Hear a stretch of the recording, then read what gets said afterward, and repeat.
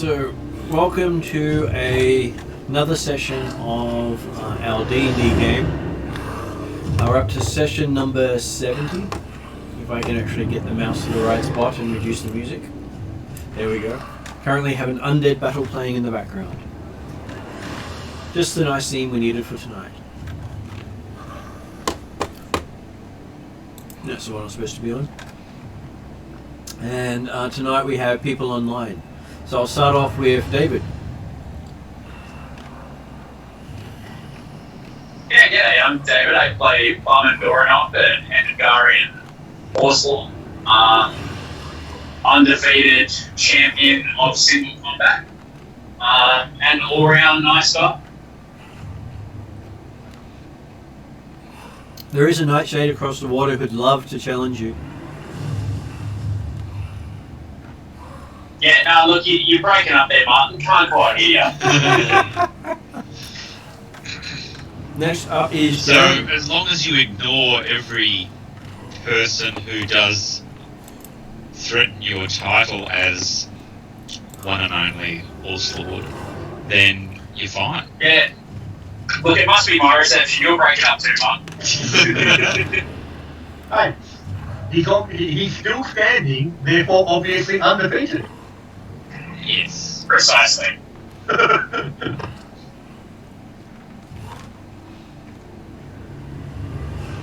Well, considering he's a horse lord, he doesn't technically need to be standing, as long as he's sitting on his horse. Yeah, but when's he ever on his horse? That's true. Being his horse. So next one up is Jeremy. Yes, good evening all.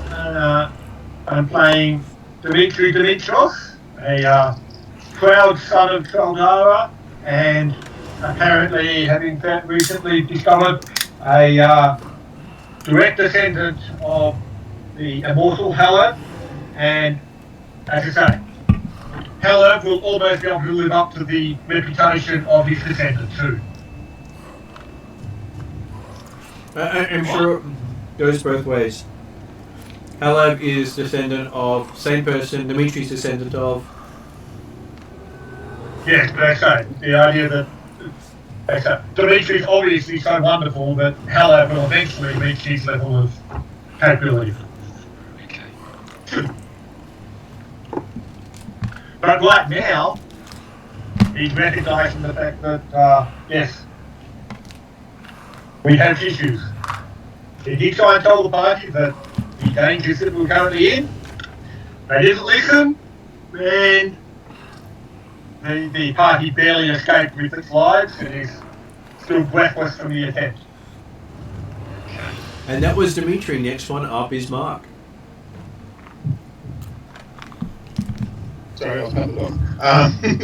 I'm playing Mark, I'm playing Petrol, sorry, the brave dwarf, who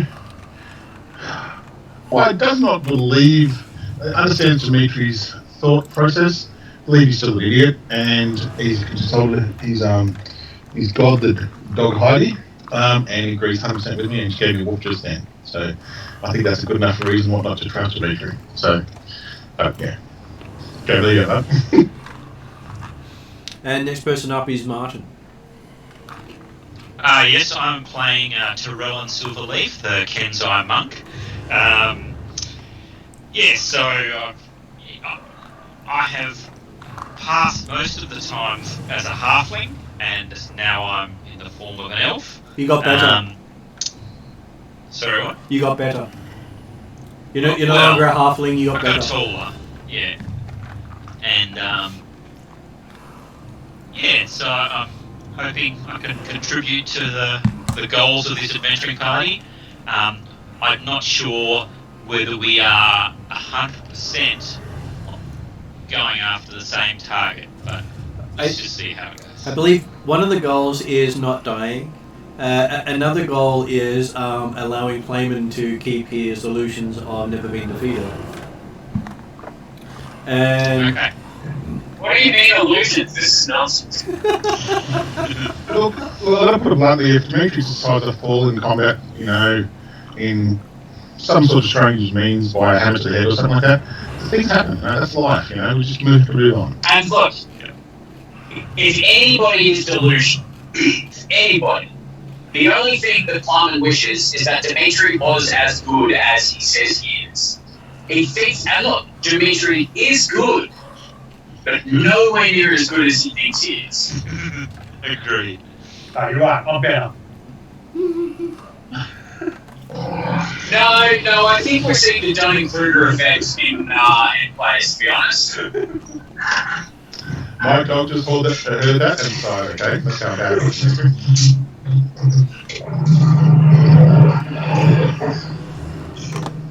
So you're currently traveling through areas of Moldavia where there are a whole bunch of necromancers battling it out.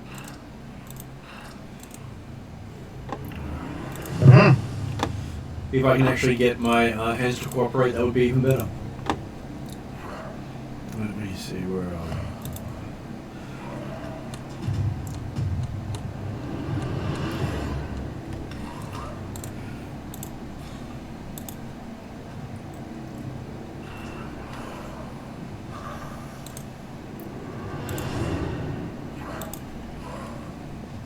There we go, we actually got a map.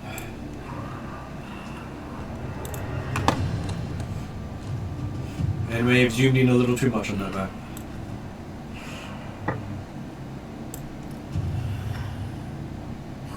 Well, that's the region you're in at the moment.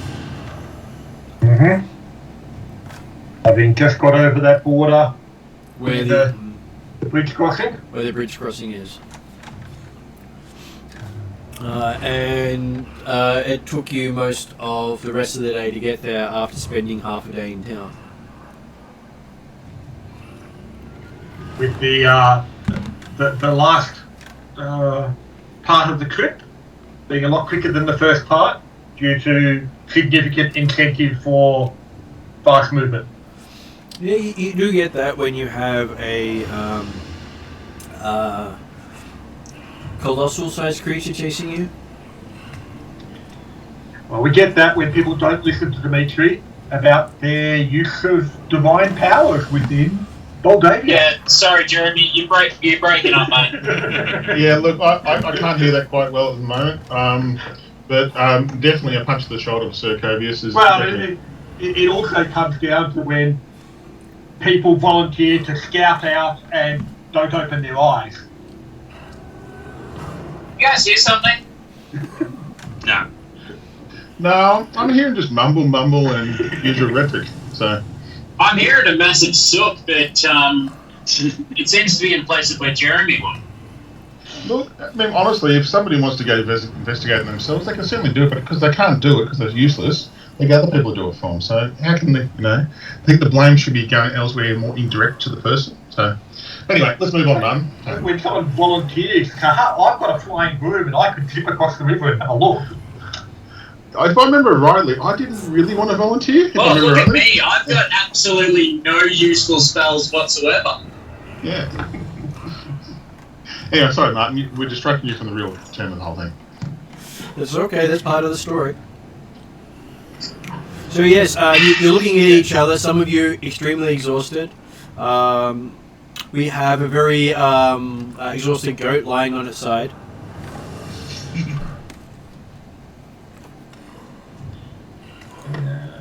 So what can we see in our immediate surrounds?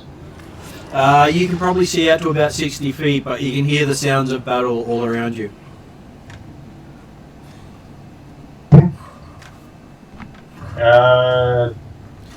And above what's you, the terrain actually we're in? Is it like the hills?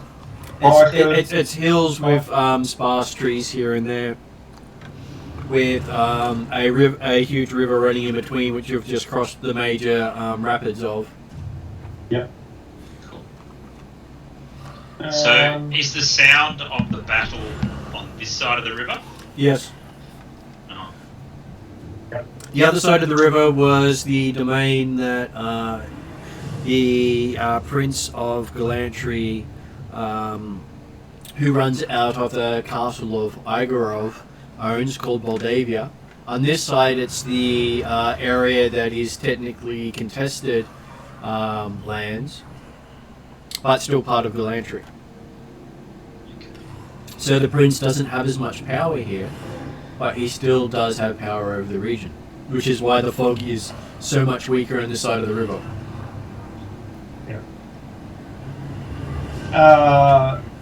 Can we get any indication as to how close the closest battle might be? You can give me a perception roll and see if you can figure out how far the combat is.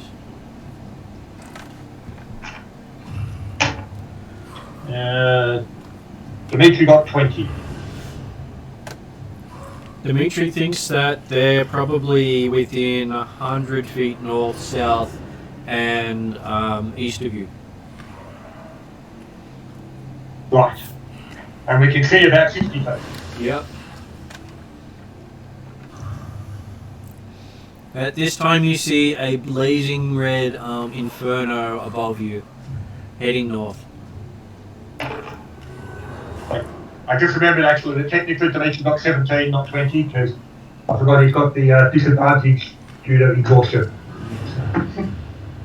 But I'm assuming that probably doesn't actually change the result too much. Not too much. So you said something about a blazing? A blazing red light above you, heading north. Heading north. Oh, okay, so basically, potentially something to the south of us just sent something, a missile of some sort over our heads to the battalion of the north. Is that what you agree? Quite possibly. Cool. Right.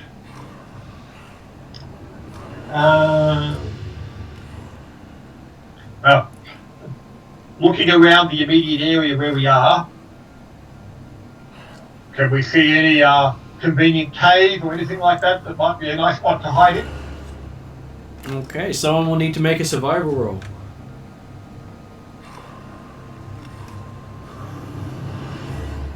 Cough, cough. Okay. Dimitri will have a look, but obviously others might be looking for other things. So. I am not a survival role guy.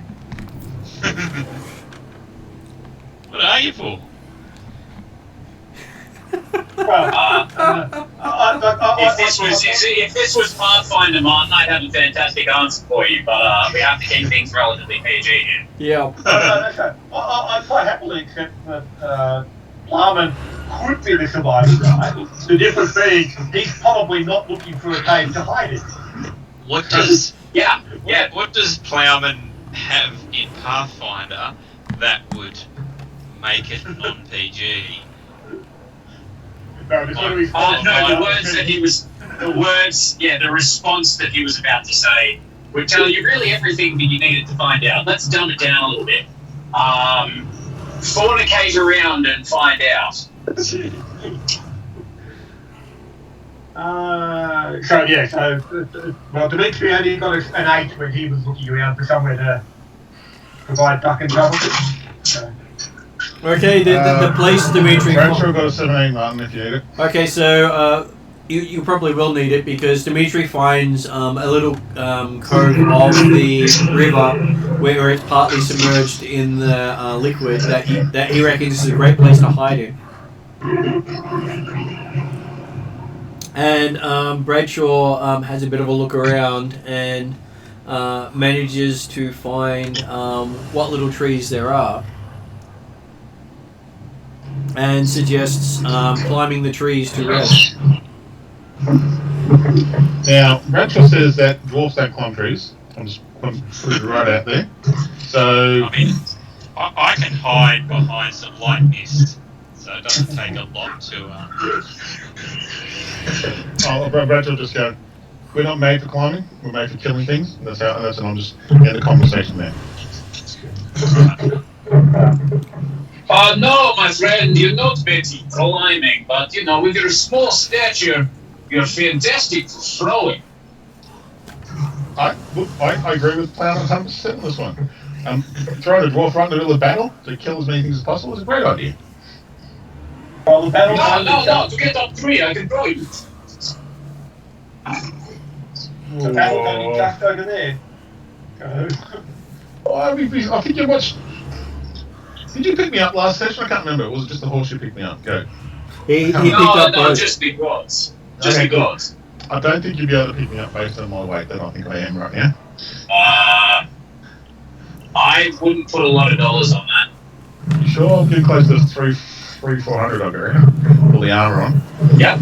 But Yep. that's cool. I just thought I'd mention it, that's all. I'm just going to say. Well, we do have an amazing I haven't barbarian. showered for a week as well, just put it out there. Yeah, no, one's and can, two different things.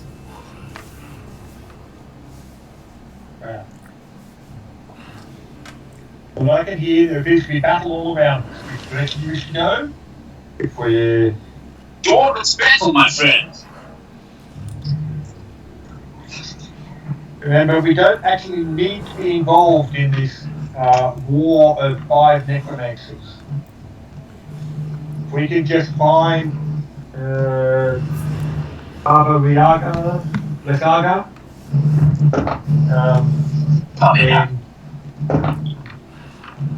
no, not Baba Yaga, we're going for Baba Yaga's older, meaner, nastier sister.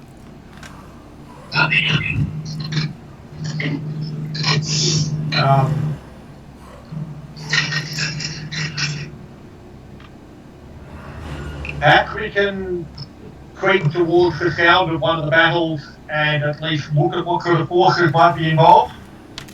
You See if we can. get indication as to if there are recognisable uniforms or forces that might represent one faction rather than another.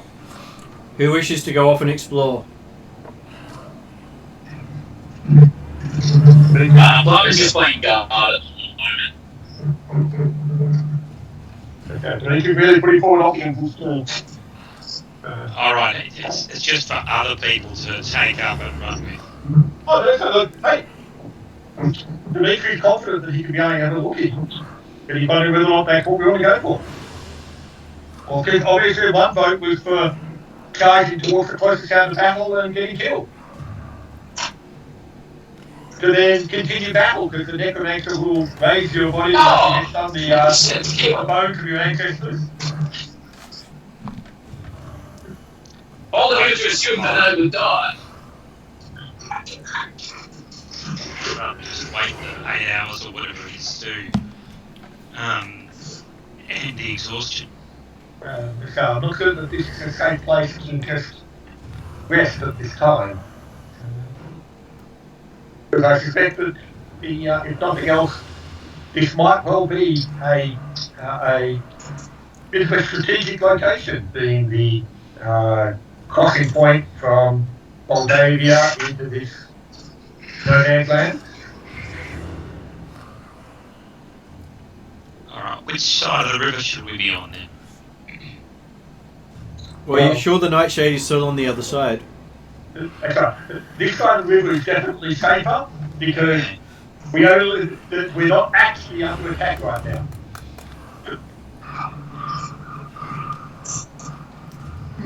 So we are looking for this moving mound of things. We don't know where it's located, but it's on the side of the Congo River. Well, no, we believe that she was laying siege to the tower of Kennedy. Okay. So based on that knowledge, the smartest option would be to move in that direction while not trying to get involved in the battle. Correct? Yep. Well, okay, certainly.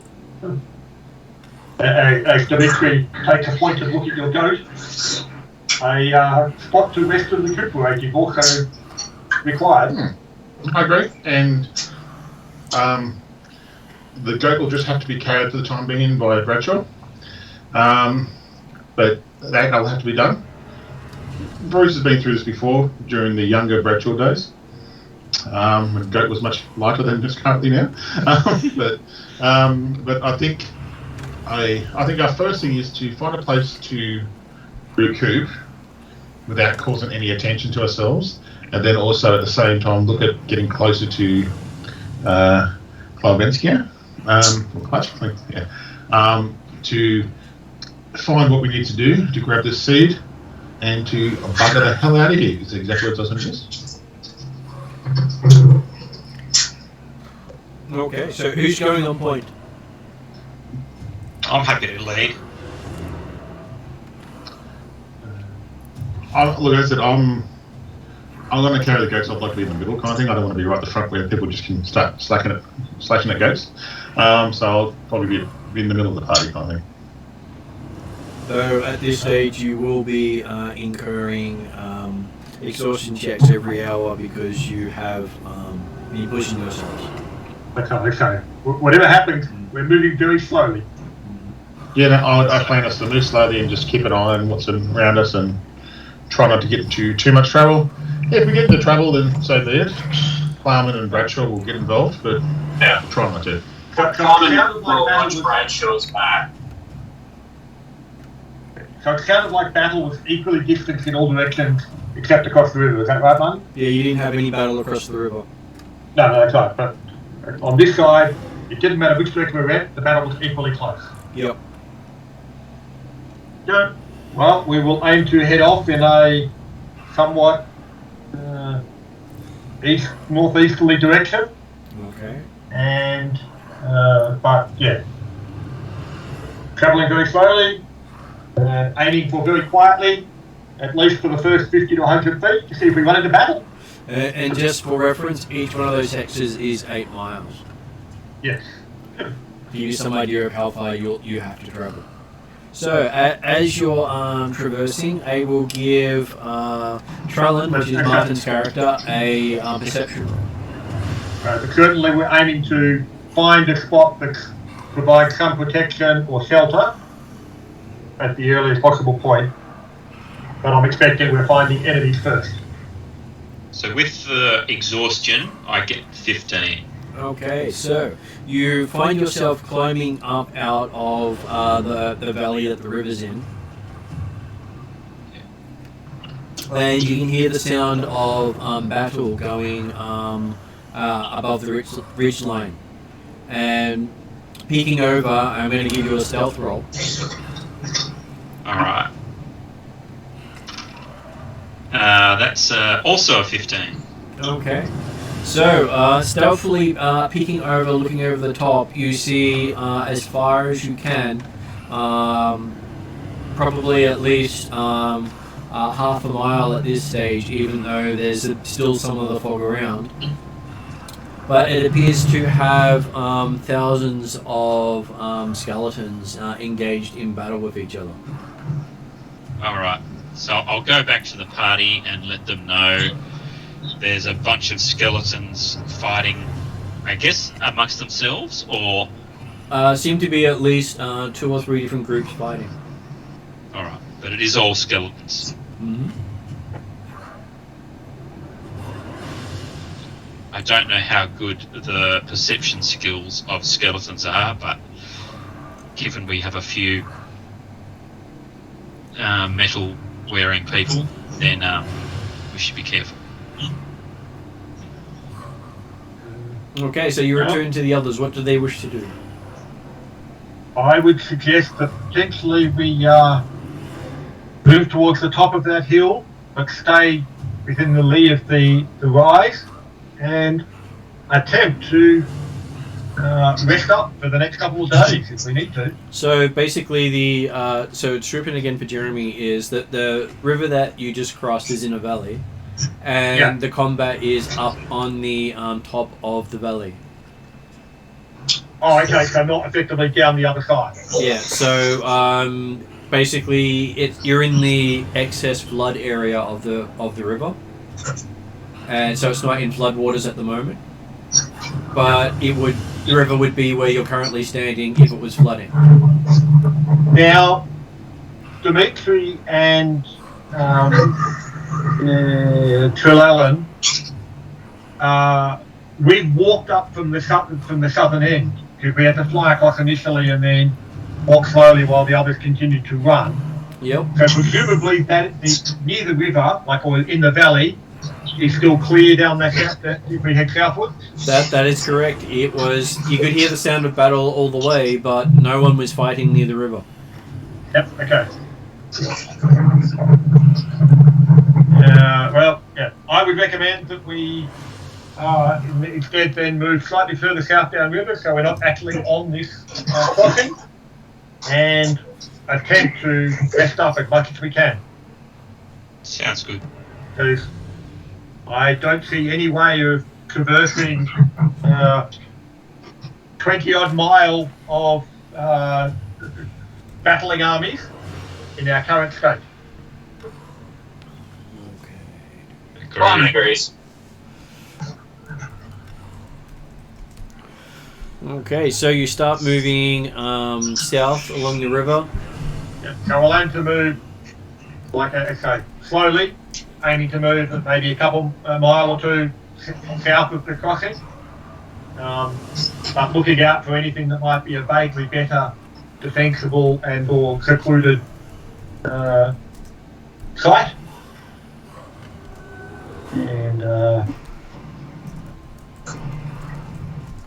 And yeah.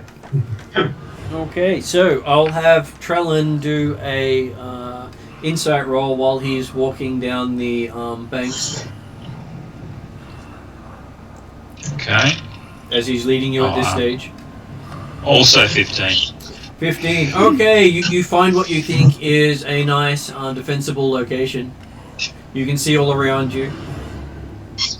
There's no tracks of anything else here except yours.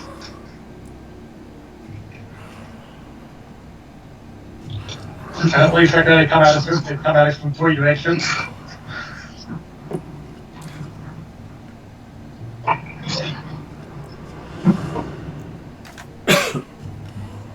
But you're not sure if you could light a fire.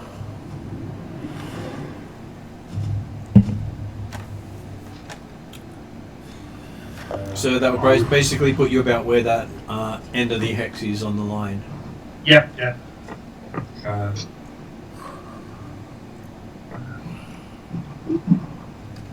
Do you rest up there for the night? Dimitri could be aiming for that, but aiming for effectively triple watches. How many people actually in the party? 2, 3, 4, 5, 6. Or so? Maybe. Technically, you have 7 in the party, not counting the griffin or the goat or the horse. Yeah. Any griffin or the goat. Yes. Okay. My suggestion is that they're going to be camping for potentially a few days if we're left alone, and ensure that there's at least 3 people awake at all times.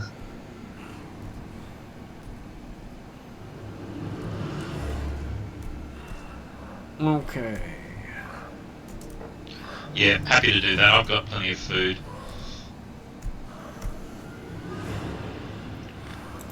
Okay, so do you have anything else? Does everyone have rations?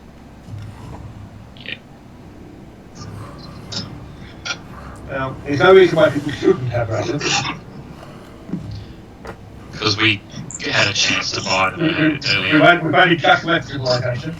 Well, actually, no, we left it a little while ago, but we were comatose for most of the time. I'm not sure if everyone carries rations.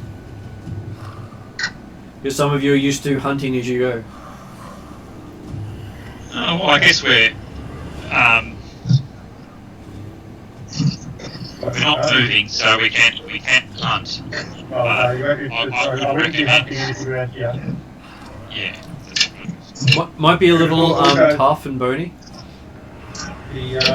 If you potentially could go gathering, but don't go far. And the other problem with hunting would be, well, unless you're planning on the fresh war, I'm not recommending a fire.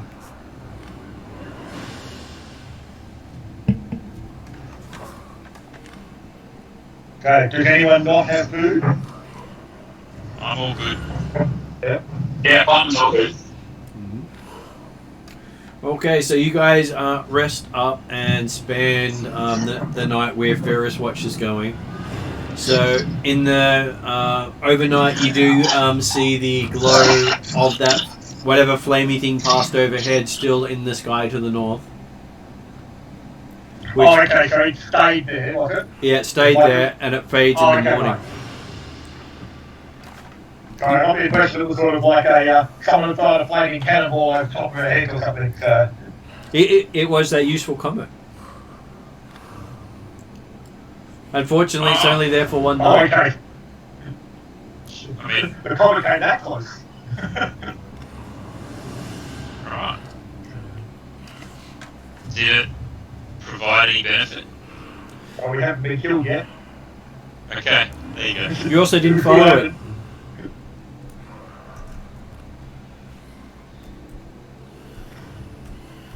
Okay, so you're on the night of the full moon. So you know. As part of our campsite preparations, Dimitri will set an alarm spell by ritual, and just check whether glyph of warding will help us at all. Glyph of warding's not useful, but yeah, so. But we'll certainly have an alarm spell. Around us the whole time we're stationary. And every few hours, every 8 hours, I think, is it lasts? Yeah, 8 hours. Okay, so after the first day, everyone reduces their exhaustion by 1 after that night, which means Bradshaw is no longer exhausted, but his ghost is exhausted 2. Dimitri and Trollan are exhausted 1. I think that Dimitri's exhausted 2. He was at 3. He was at 3. I got him down as at 2. Well, I'm happy to take it as at 2, but I had it down as 3. Probably because he got 3, and then we had the fly spell, and we had quite a few weeks to kind of fly. That's how I remembered it. The fly spell saved us the 3rd level of exhaustion. That's correct. You were going to get the 3rd level, but you flew across the river instead. Oh, okay. That makes to avoid it. Yep, happy with that. So using magic for common sense. Usually you could have flown almost everyone across the river with enough fly spells. Well, apparently, the whole point of the discussion was moot with because the question about trying to get the our big bright light source attractor apparently somewhere else. He could have flown away by himself. That is true. But of course, he didn't mention that until after. Okay, so yes. And of course, apparently there was no reason to fly across the river because the blood mist went forever, according to our scout.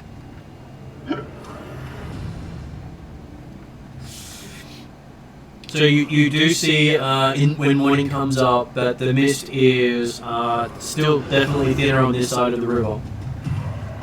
And it doesn't seem to make you glow as much as you did on the other side. Yep. Well, certainly our Corendon should still be holding the broom of flying anyway. Since that would seem to mitigate much of the effect. He's got it strapped to his back at the moment. I'm sure it doesn't look out of place having a broom strapped to your back. Oh, that's right. Dimitri might have found a use for his sovereign glue. I think Bradshaw would be upset if he lost his broom. He doesn't want it. But yes, okay, so did the fighting apparently continue all night? The fighting never seemed to stop. Yep.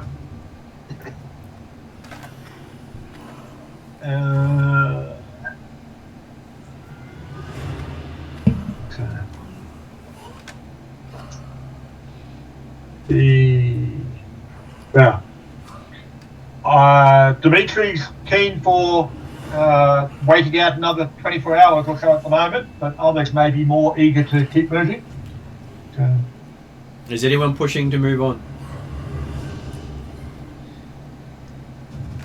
happy No, climbing's good with hanging out. getting rid of the exhaustion for everyone would be good. And I'm sure Bradshaw agreed with everything Dimitri says based upon Mark's comments on the chat line.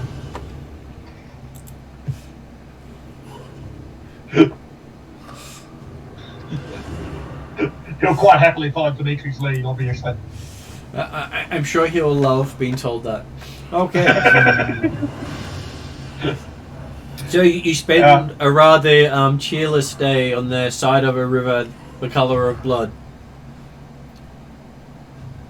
Mm-hmm. In really uncomfortable mist. The point is, we're alive to be uncomfortable. That is true. If it was comfortable, you wouldn't be alive. Exactly. But we do manage to get rid of the exhaustion. Okay. So over that night, you can see the full moon above and hear the sound of wolves entering the fray nearby. So it's not just skeletons there, huh?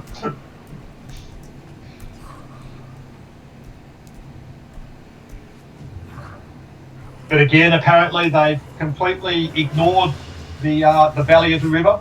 They're completely ignoring the river at this stage. Okay. Maybe they've already tried the river and found it not worth going.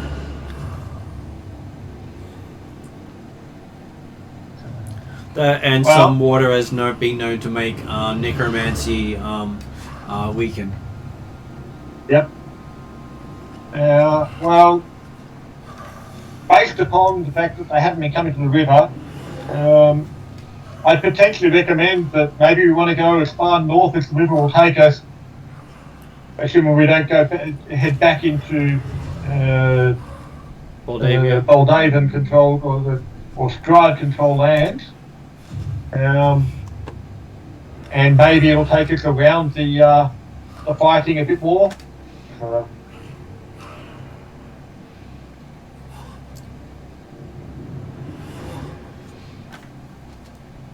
So any arguments or counterpoints? Guys, just would be sorry. I've got a lot of fun going on, so I can't really say too much. But no arguments from Barman. Good. Barman follows Dimitri's lead as well. Good to hear. Yep. Oh yes, we'll do that.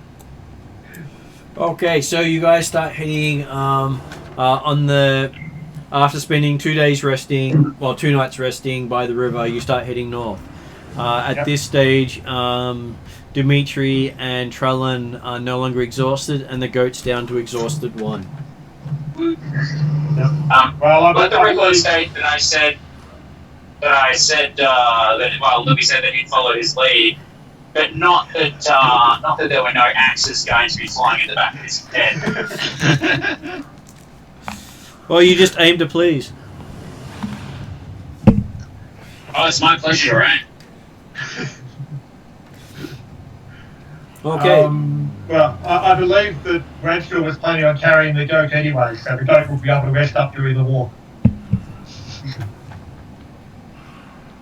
Well, as long as you don't travel for more than 8 hours, the goat won't gain any more exhaustion. True. Okay.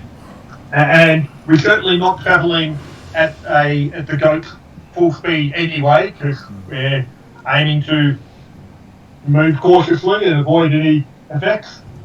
So I would expect that our base movement rate is effectively 20 at most. So Okay, you start moving along the river and find that you are able to move fairly well without finding any battle. You still hear the sounds of battle everywhere, but you're not seeing anyone close to the river. Okay. And the mist isn't getting thinner or thicker as we travel north past the rapids and things like that? It's staying consistent until you find yourself getting near the source of the river, and then it starts to thicken up when you think you're reaching the border of Moldavia. Okay. Certainly before it becomes significantly thick, or even significantly thicker, we will look to depart the river's edge and head off in a more northeasterly direction, at least taking the first scout. I guess the idea would also be to take a scout every couple of miles as we went upriver, just to see if the fighting got any thinner over the ridgeline. So as you go north, you see what appear to be troops and rows of archers firing into the air, almost siege-like weapons firing into the melee further south. And are these manned by more skeletons? Or? And what appears to be zombies or other undead that you can't easily identify. Yeah. But presumably no more nightshades. No more nightshades, but they do seem to be getting more powerful undead the further north you get. Okay. They seem to be sending their weakest ones to fight in the center where the rapids are. Mm-hmm.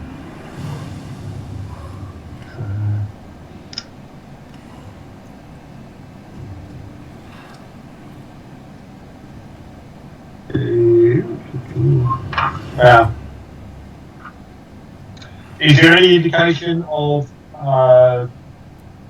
differences in the various sides, or well, in the battles we can see around us? Does it appear to be only two forces involved in the particular battle near us? Well, to the south you saw what appeared to be emblems of Rockholm. Hmm. And to the north you see emblems of the House of Igorov. So the Rockholm people, they're using skeletons as well?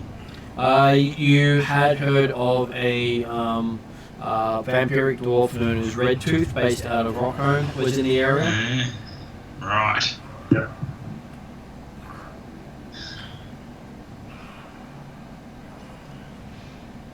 And neither of them seem to have wolves on their side.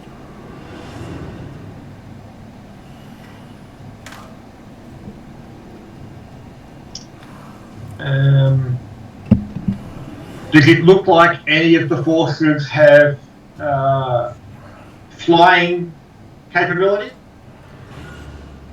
Not that you can tell. Nothing seems to be floating anywhere near them.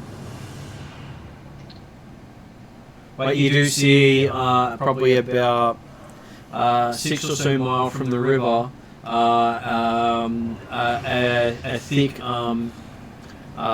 forest amongst the hills going rising up into the distance.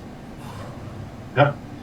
I'm assuming we don't see any mountains moving in that area, like No. singular mountain. No singular mountain in that distance. Is moving. So basically, you can see into that green hex to the north. Yeah. Yeah.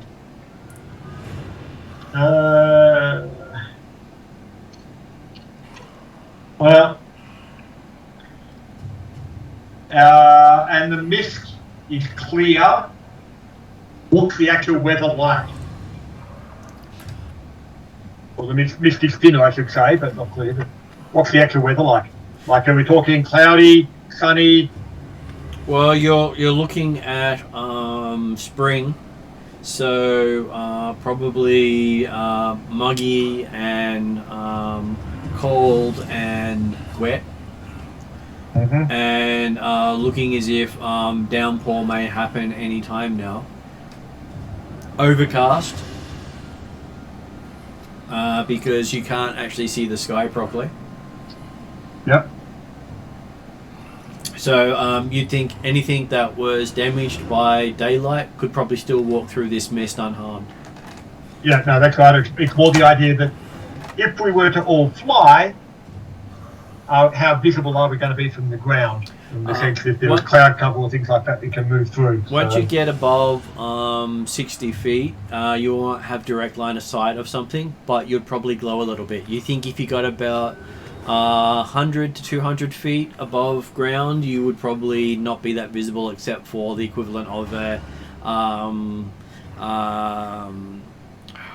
one of those bugs that lights up.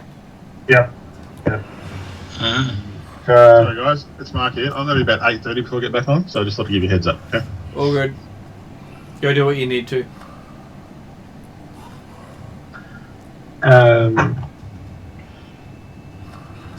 Well, I'm thinking, because how many people have the capability to fly? Apparently,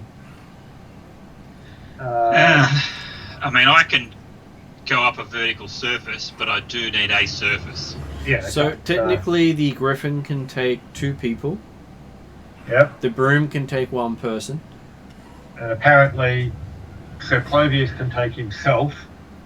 Although he'll obviously, if he separates from the Broom, that would be potentially. Although, except the fact we're in the lighter mist means that may be less concerning. Except, of course, for the other necromancers that might also follow in that sort of way. But maybe he can fly next to the Broom, or the Broom can carry the weight of someone, and he can just be using his fly to be actually next to the Broom. So that would put 1, 2, 3, 4 out of the 7 people. But that's right. The fly spell actually isn't any good for overland flight, is it? Yes. I just remembered that, yeah, 15 doesn't actually allow for effectively long flight. It does allow you to cross a fair distance, but not per day. Right, so, but like, yeah, the spell lasts for like 10 minutes. So, and there's no equivalent of the old overland flight, that would be the hour type castings. So in 10 minutes, you can potentially get about 300 feet or 600 feet. Yeah. Which just means we come down in the middle of the battle instead of starting through the battle.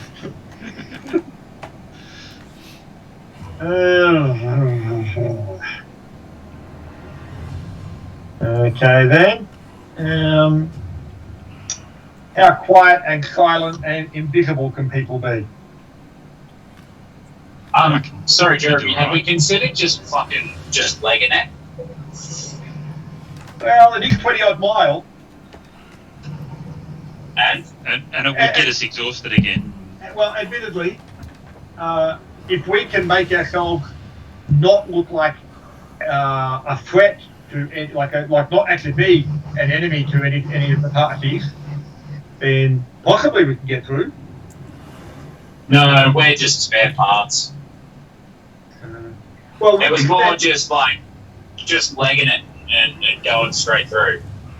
Yeah, but the point is, we won't be able to. It won't be a case of kind of run through the 20 miles of battle, but we might be able to move cautiously and avoid and make us like they say. So my base speed is 50 feet. At the stealth pace, it would be half that. Yeah. And with the dwarf Simon doing is fairly stealth, confident in his ability to leg it and create a distraction. you could be very distracting.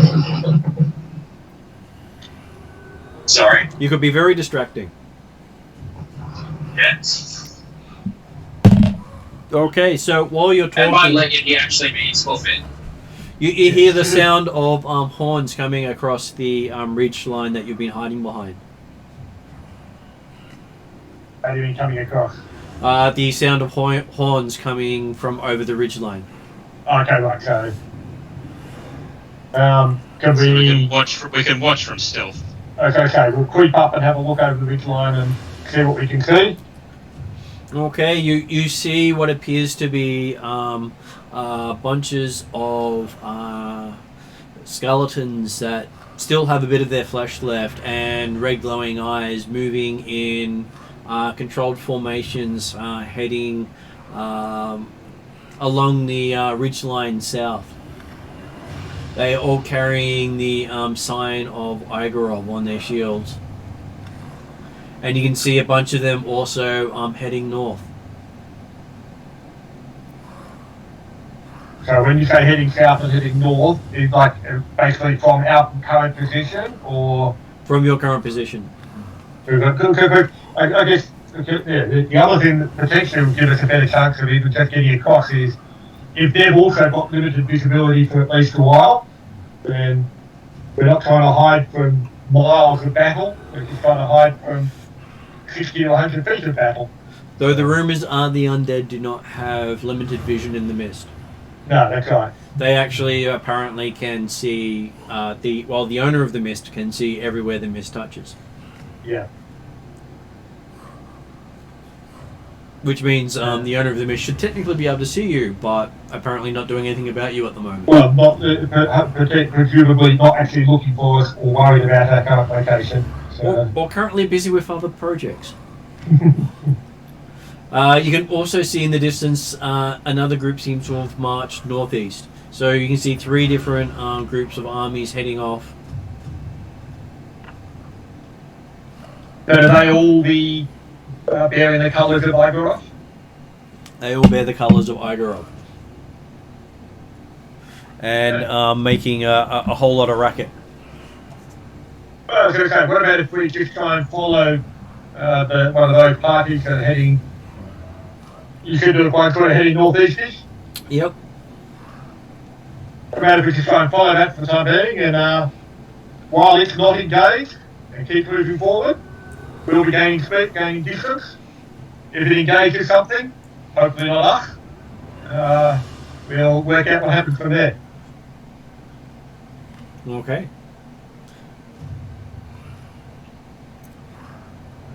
So as you start heading northeast, I will get... How fast are they moving?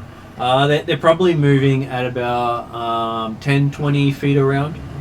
Yep. It means that we can be definitely staying stealthy as we do so. Because they seem to be moving, expecting resistance sort of movement. Yep. And how big a force are we following then? Probably about 10,000 soldiers. Right. Okay. We probably don't want to covering our tracks too much then. There'll be multiple ranks of them. The princes are known to have fairly large armies at their disposal. Yes. Otherwise, the Ethingarians would have wiped them out by now. But hey, the Ethingarians formed 3/4 of their armies. That is true. Well, this army at least.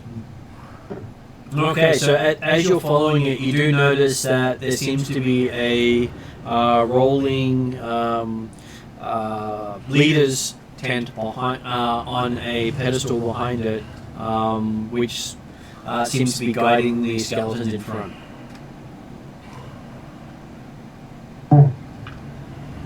Currently being pulled by a team of nightmares.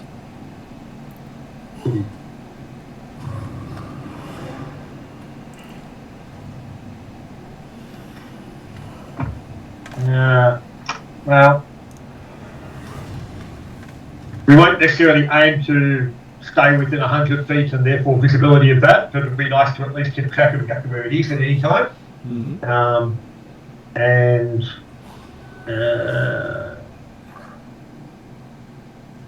Yes.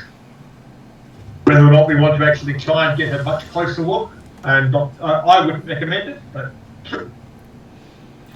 Okay, so Happy to be conservative. Yeah. while you're looking around, I will give each of you a perception roll.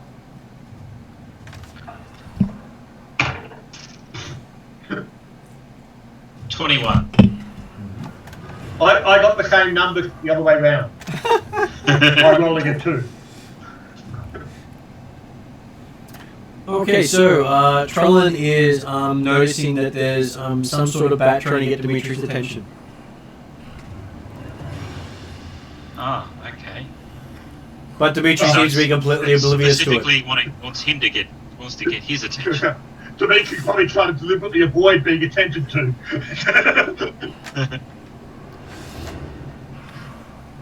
Well, I might point it out and just say, would you like to talk to the bat?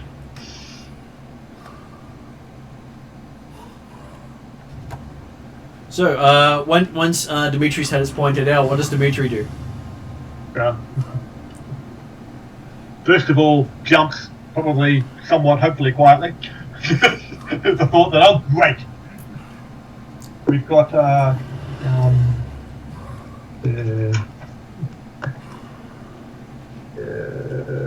Krakatoff.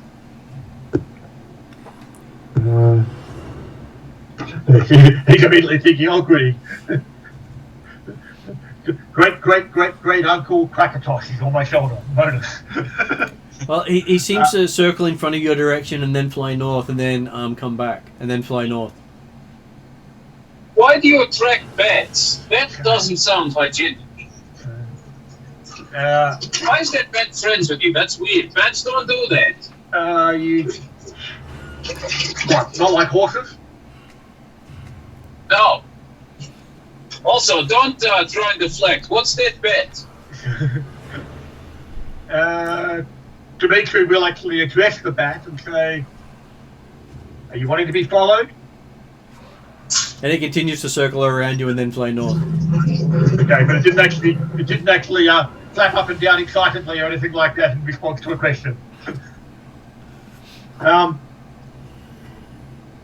eyes off the bat, looks at his glaive. I wouldn't recommend that. Why? It's just a stupid bet. It's going to give us away if it keeps this up. Well, no. It is possible that it will be leading us to a place of more security and safety.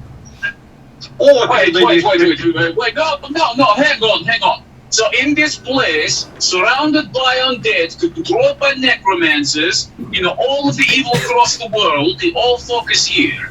You want to look at some random bat and follow it. I thought you were dumb, but I didn't think you were this dumb. Only because he is likely a servant of Krakatoff, who, whilst I don't say for a moment is our friend, but if he is Krakatoff, i.e. the man we met in the tavern, the being we met in the tavern. What do you mean? He's a bet. Yes. It's a bet. A dumb bet. And would you be able to use horses as messengers? Not a horse on its own. Not to do circle work and lead people like this. Like Regem could do that, but Regem is special. Well, consider that the Krakatoff is very special with bats. It's a bet, right? It's like... It's nothing special.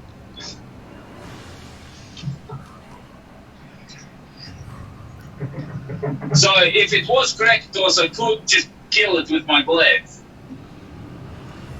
You could probably kill the bat, but you'll get repercussions. As I explained to you when we first left Strahd, that the fact that the Krakatoff that we met in the tavern only made you tell him your entire life story and family history meant that you got off very lightly. Yeah, no, I'm pulling your pistol. Let's follow the bet.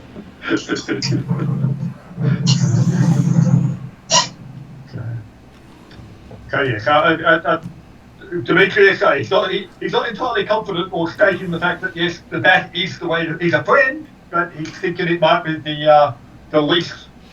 Well, no, I wouldn't say the least evil. The least bad outcome for us. Well, the most known immediate threat. Better the devil you know, isn't that how it works?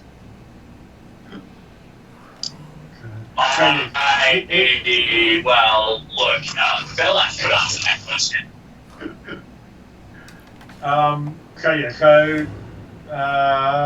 We will at least attempt to start following the bat for a little bit, and he'll start going in the northern direction with the bat, and just see how it reacts in that kind of way.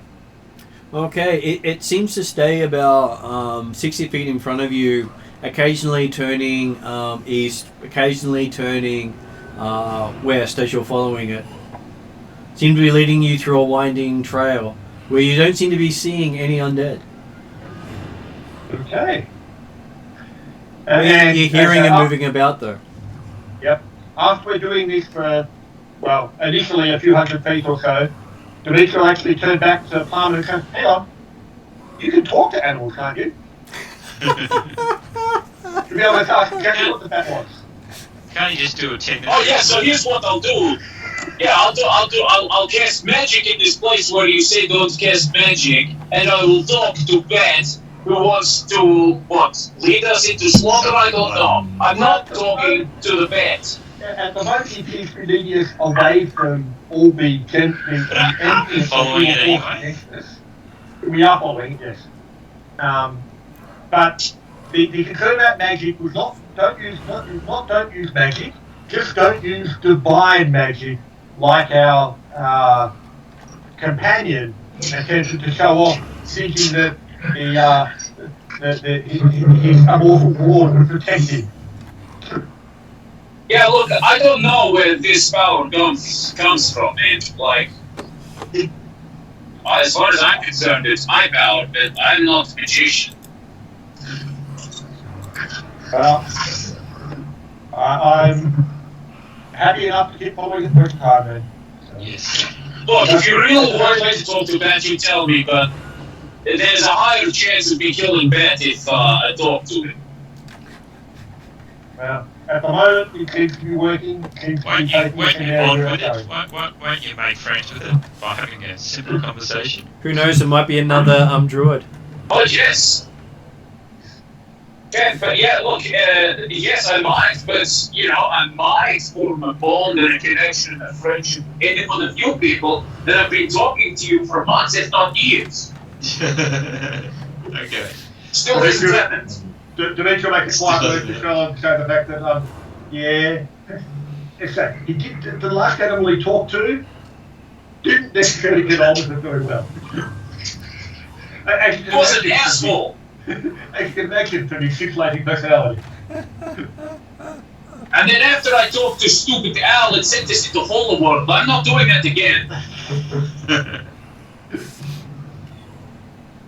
Okay, so after following it for about an hour, you find yourself on the edge of a ravine, and it's circling a little bit to the north of you, on the ravine's edge. As in over the ravine? Kind of outside. Just on the edge of the ravine. Like we would need a fall in order to follow it. Right, so we'll certainly go up to the edge of the ravine then and see if it's what we're looking out over. Looking down, you see what appears to be an animal trail heading down into the ravine. Okay. Probably at least... Valak will assist Bradshaw in carrying the goat down. And you see the bat disappear down into the ravine. So the goat will probably go down much more easily than most of us. It would. Even in a slightly exhausted state. Oh no, the goat will go down very, very easily. It's about what happens when it gets to the bottom. I've seen goats climb impossibly steep hills. They are fantastic. No, I think you missed the point there, Mark. I know. I was thinking... No, we were talking about the express route. That's right, yes. So we've been travelling now for at least several hundred feet, if not a few miles or something, Yeah. and we've effectively not seen any of the actual direct enemy, any direct undead forces. Is that right? You've seen footprints, areas of the ground torn up, what appears to be tracks of wagons and stuff, but no actual enemy. Okay, so they've stayed at least 100 feet away from us, so that's probably good-ish. Is this ravine, can we see out what direction it goes, if it's going down to anything, or... It sort of curves into the foresty hills. Mm-hmm. So you might be able to follow the hills into the... follow the ravine into the hills away from the fighting. Sounds good. And how dangerous is this track look? As long as you go down slowly, fairly dangerous. As long as But hey, considering we've just been travelling through the middle of 5 undead armies, it's probably a walk in the park. Well, that one is sort of the high danger, the walking through the armies. But this one's sort of a lesser danger, but probably looks rather deadly to you. And how long is the express route? The express route is probably about 60 to 80 feet down. Okay. That's right. That's actually within range of Featherfall. It is. I can run straight down it. So, Okay. I could run down vertical surfaces, so it doesn't cost me anything or require a check. I just run down it. Am I hearing Trellan's... We'll go on, monkey man, do some scouting. So Trellan's offering to carry everyone down? No. I've only got 10 strength, but no armor. Well, no, we'll aim to start going down this animal track. Yep. And I'm happy to go ahead, but not carry everyone down. Yeah. We'll avoid the express route as far as possible. Okay. And so the bat just went down to the bottom effectively before... It seems to be circling about halfway down. Okay. Yeah.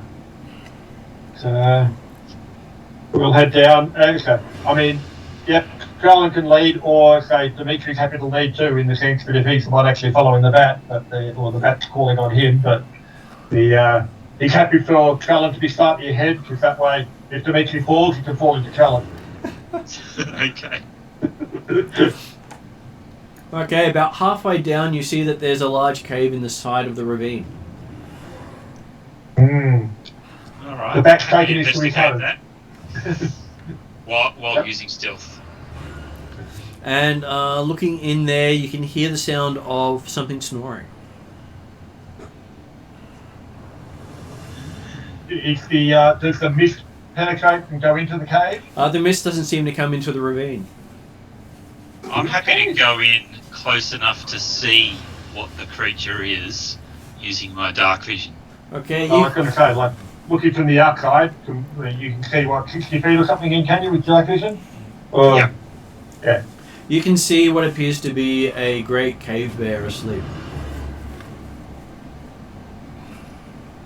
Alright. Well, I don't think there's any reason for it to cause us offence. So I'll just sort of... I'm not sure what sign language I would use to communicate to everyone there is a big frickin' bear in this cave, but that's what I'm doing.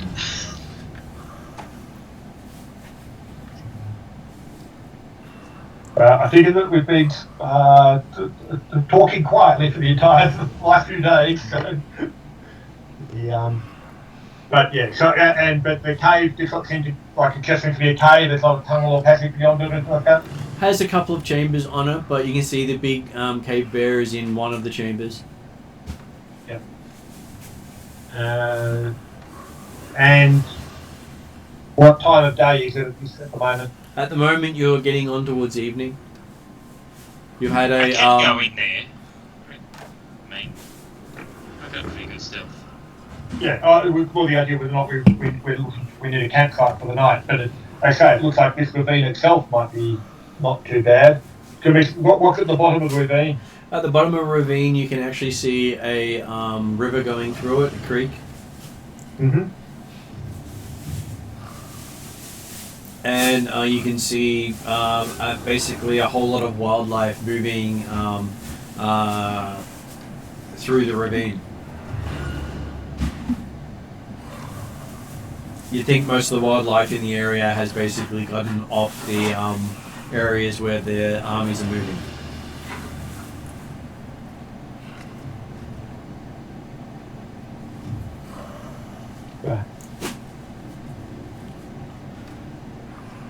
Okay, I'm thinking that yes, the cave would make a very good resting location if there wasn't a bear in it. You do have someone who could talk to it. Speak with animals. He keeps pushing you towards it. Actually, Plumman's happy to talk to a bear. Just not bad. It's not a bat. Okay. Or an owl. He has standards. For an hour. Yes. Nothing with only 3 letters in the name. Kids are out too. Exactly. So the goat's fine? Well, 4 letters is good enough. It's approaching reasonable. 5 is preferred for horse. How about Griffin then? No. They're not a natural animal. Let's just go. The bear Come is on, a that's unique it. circumstance in which he will do this thing. Okay. So, Plumman does his ritual to speak with bear. Yes. Okay. So as you finish your ritual, you can hear the bear seems to be mumbling in its sleep. Okay. Just give me 30 seconds, sir. All good.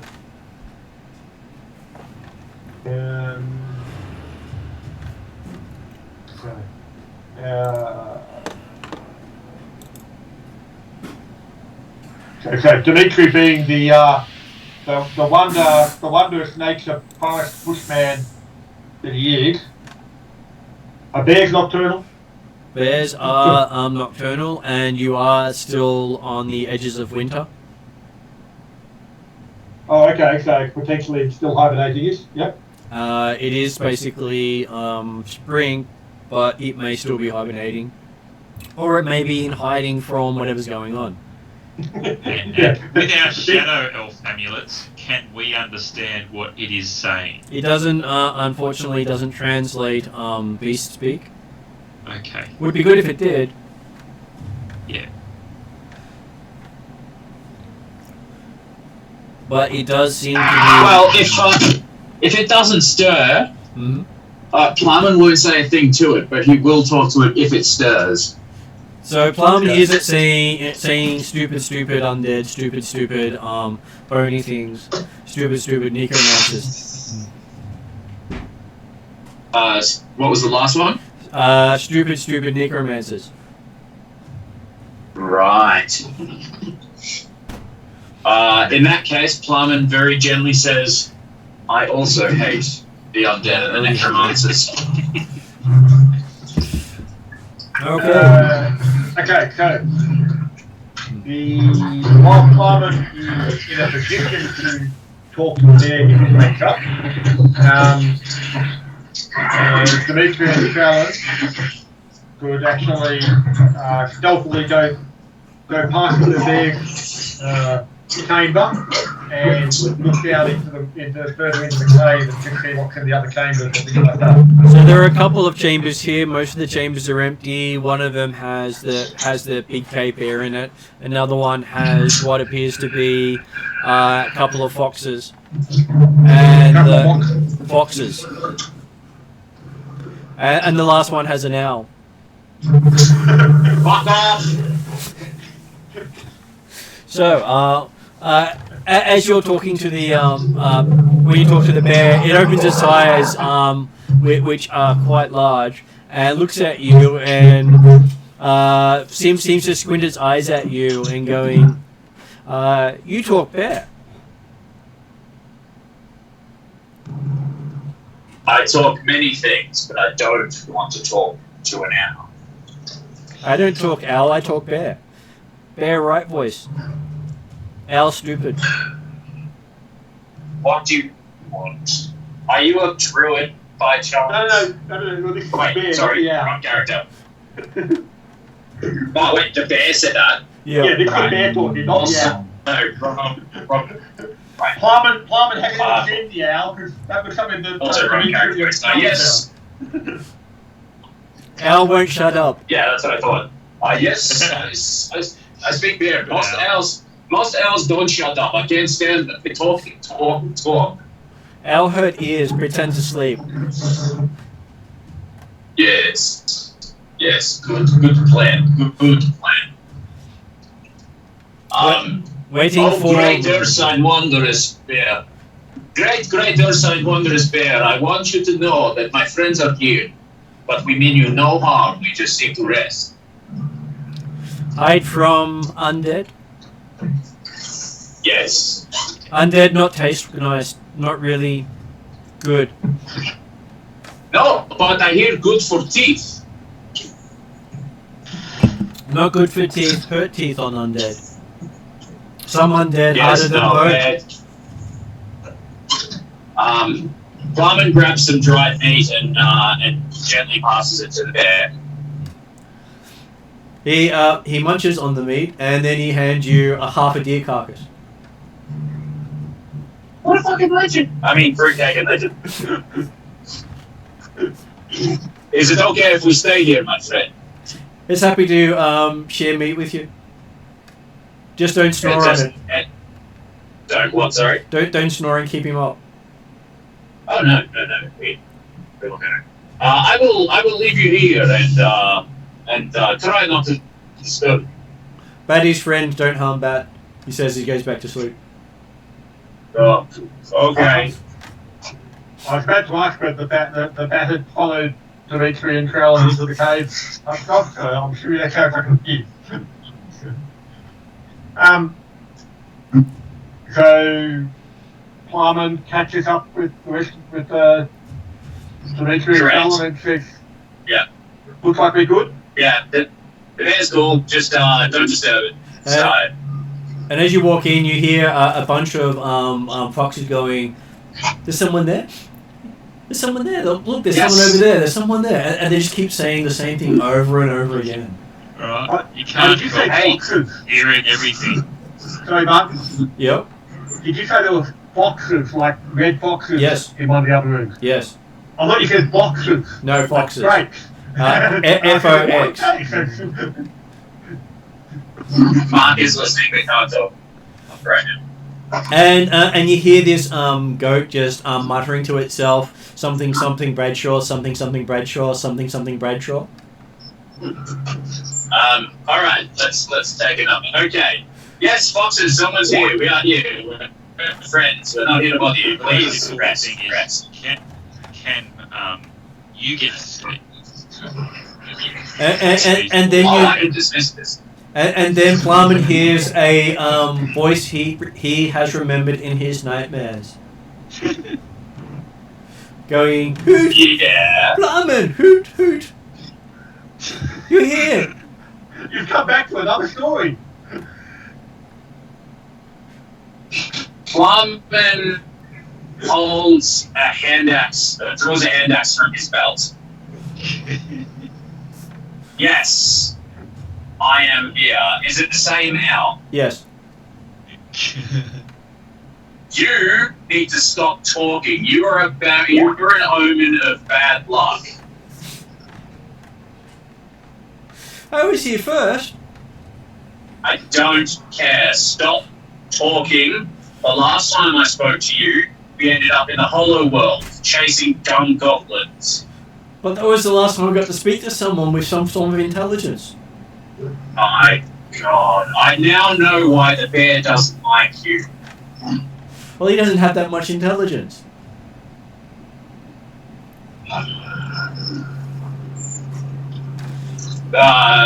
Plummet looks to Bruce, gives him a pat, says it'll be okay. You're all right. But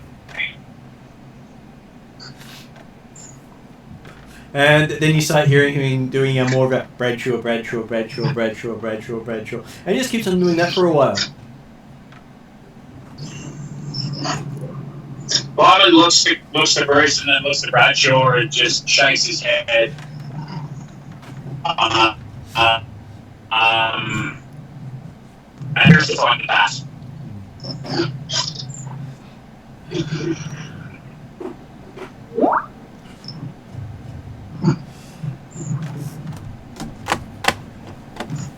So we did have a question from...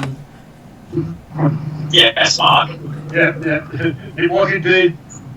Plowman demonstrated his ability to talk with animals again and loved it. Yeah. More of that, please.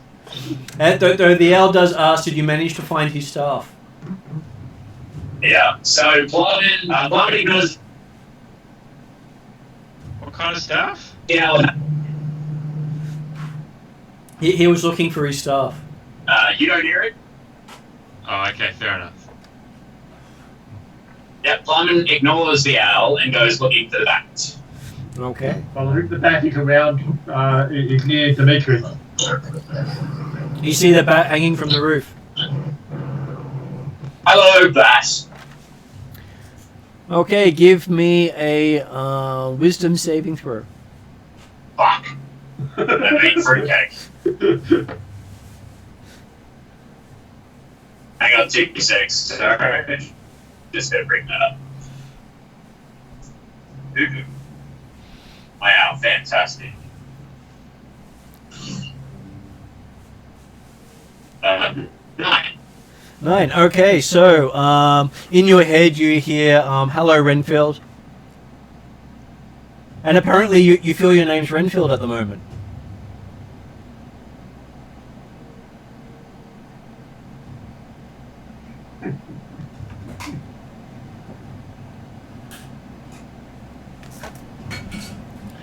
Once again, people discover the flaw of not listening to Dimitri. Sorry, I missed that. I dropped out of reception. I'll be a bit patchy for a little while. What did you say? Okay, so when you spoke to the bat said hello Renfield, and you went, yes, that is my name. My name is Renfield. Thank you, Master.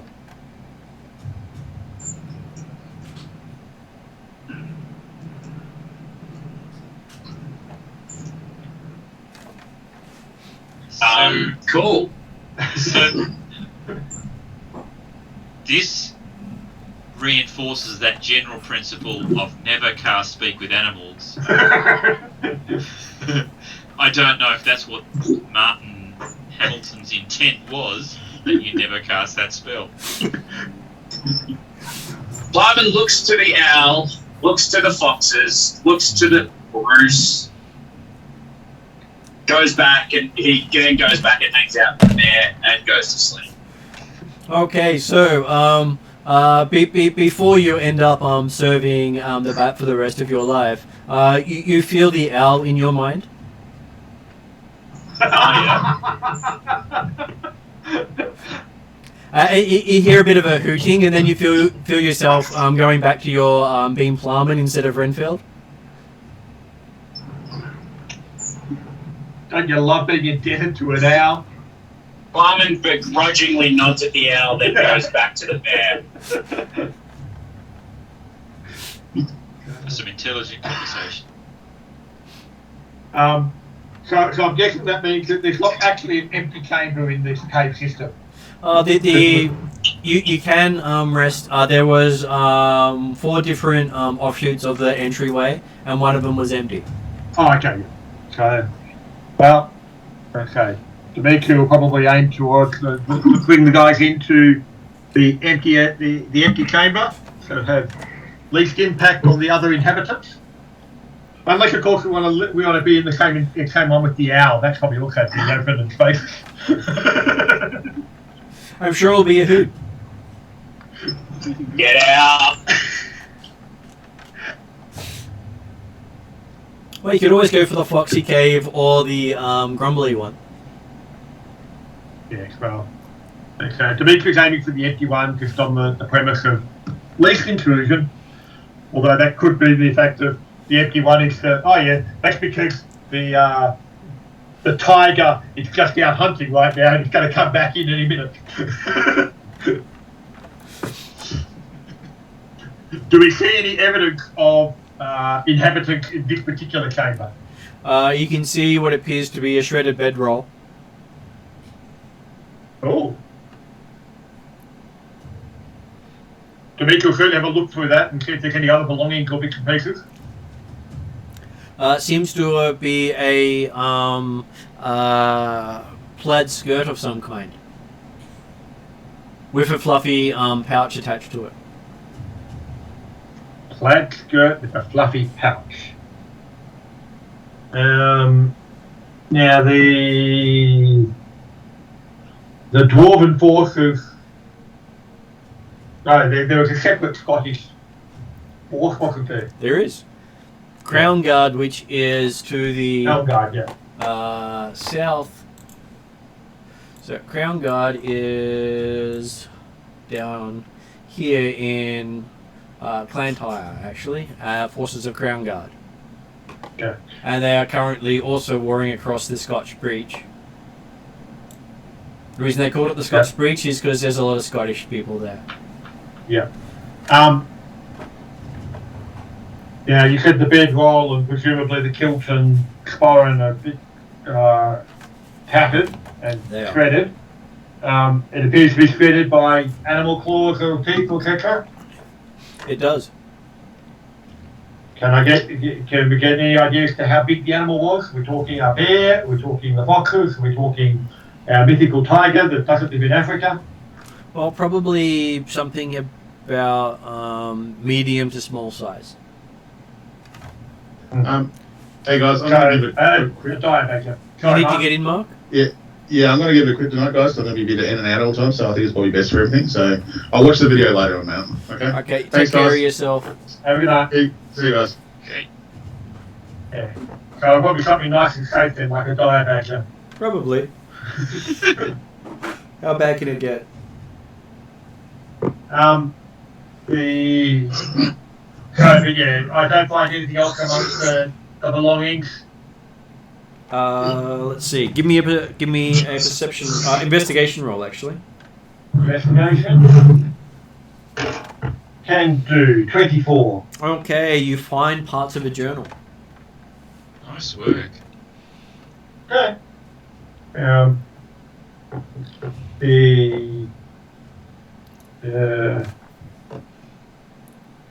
Okay, right, so Dimitri will start looking through the journal bits and pieces. Do you still have the Thanatos Amleton?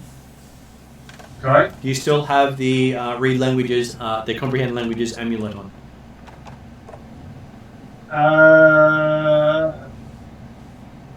Now, as a character, I don't think he's found out about the side effects yet, has he? He has not. Okay. No particular reason why he wouldn't have it on there. Because it's basically been allowing you to translate everything you read to your native language and hear to your native language. Yeah. As long as it's spoken by intelligent, sentient people. Yep. Okay, so as you're looking at it, it seems to be someone writing down journals of troop movements in the region, dating back over a year. About how forces had come over from the north and basically timing things so that the forces of Crown Guard would come up from the south at the worst possible time for the province of Moldavia. So effectively, it's kind of aiming to make it either a deliberate or, well, on the forces of Scotch Guard, a deliberately coordinated attack, whether or not coordinated with the other forces' understanding or belief is not necessarily clear. Is that the thought process? It has notes on sending messages to each of the forces, letting them know where the forces of Rubenstrad can be found.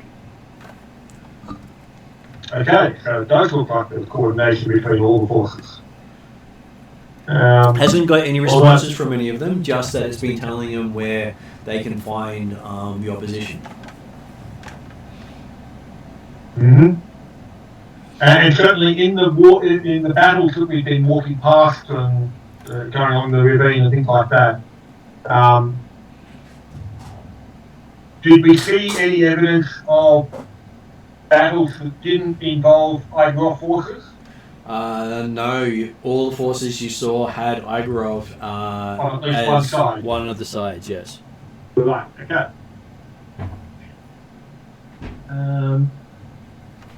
And what's the last dated information in the journal? Does it look like any idea as to how long ago he's been he stopped his spying activities? About 3 months ago. Right. He was going to try to investigate a moving mountain near Kucheski.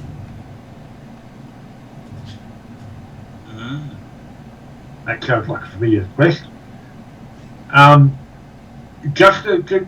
When Dimitri was just sitting down to look at the journal type stuff, he was going to check with Plummer as to whether or not his ritual was still active at all. And David just dropped out, so if it was active, It'll take 10 minutes to get it back up again. yeah. Well, it's more the idea of if the bear friend knew exactly who normally lived in this chamber and whether we're expecting guests if we stay in this chamber. But until we hear otherwise, we'll assume that this chamber's vacant, and we'll use it as our base. Okay, so you end up having a nice comfortable night because this is actually fairly warm. Because it's got the roof, it's got lots of bodies in here, and it seems to be going well. And we could potentially even light a fire and/or have a hot meal. You could, considering you do have half a deer to go between. Carcass. Yep.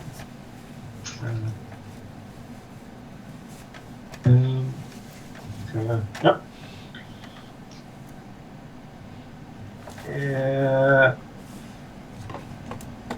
Does the bat stay with us all night? It disappears after you settle down. Right. Dimitri is certainly not unhappy with the bat disappearing.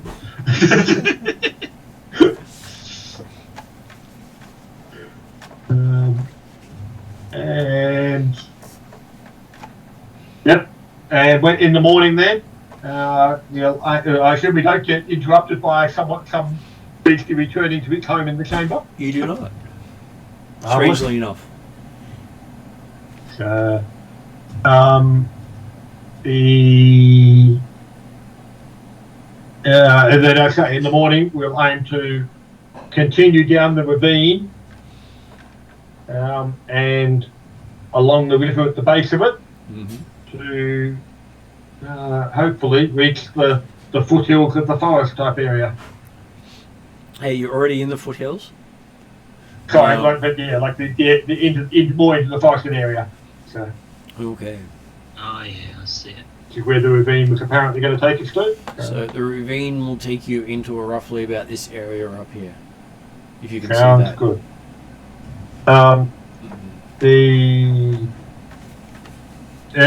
Dimitri will have been gleaning all the information he could from this journal during that evening, with the intent also of where this moving mountain might have been 3 months ago, and how much it might have been moving. Okay, so what you've been reading in there is the different armies have been using magic to bypass the normal borders of Glantry and jumping into various areas and assaulting Igorov's forces from behind his normal lines of defense, but not able to enter his principality itself. Because apparently inside his principality he can take control of the undead forces. It makes it harder to bring your army in if the enemy's going to take control of it as soon as you do so, yes? So he's been keeping most of his forces near the river, which is why none of them approach the river. Yep. Because worst case, he just has to send them across the river, and the other forces can't follow.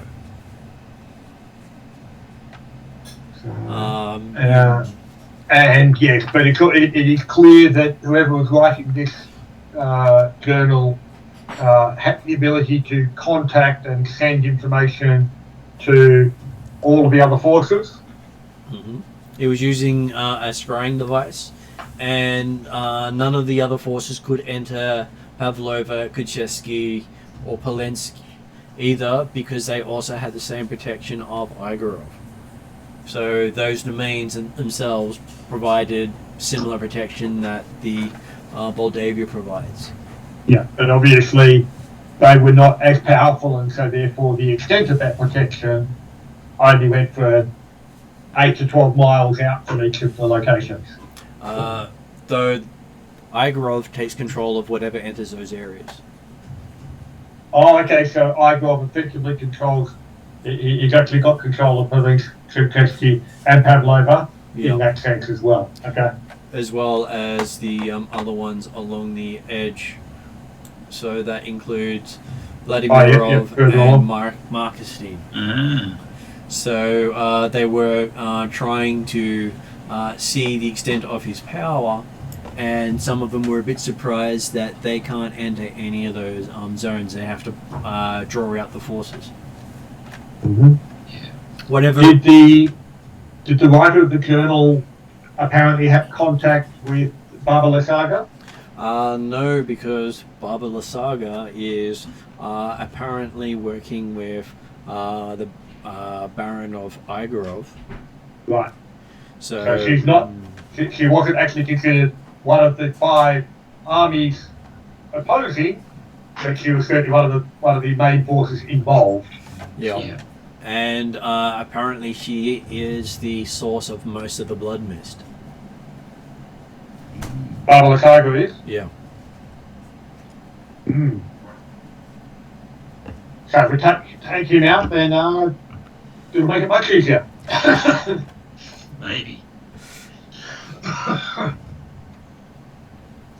And apparently the gemstone has something to do with that. That would fit. Who has the gemstone?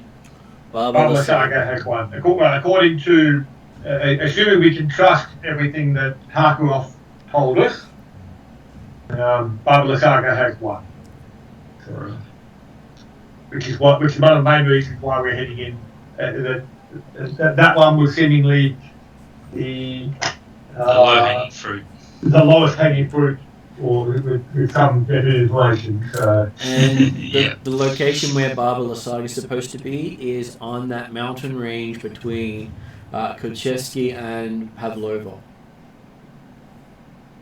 Okay. That outcropping. And the whole outcropping itself is reputed to be her stomping ground. Because the mountaintop will move. Yep. So in which case then, basically we will follow this ravine through the morning or the day, or whatever long it takes us, while still remaining in cover from the various armies involved. So the animal life down here appears fairly normal. It appears overpopulated because all the animals in the region have gone into ravines around here.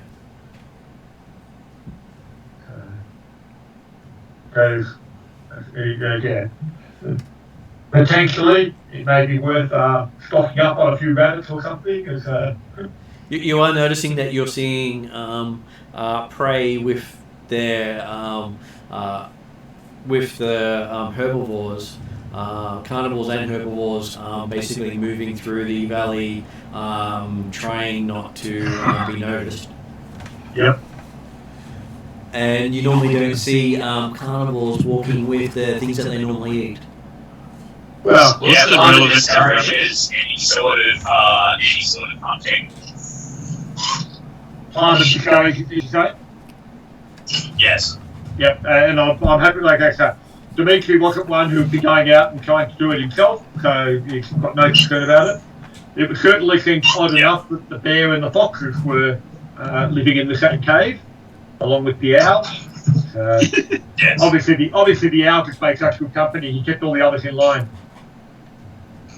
Yeah, look, if we could burn that out, that'd be fantastic. So in the morning, Plowman has a necklace in the shape of an owl beside him.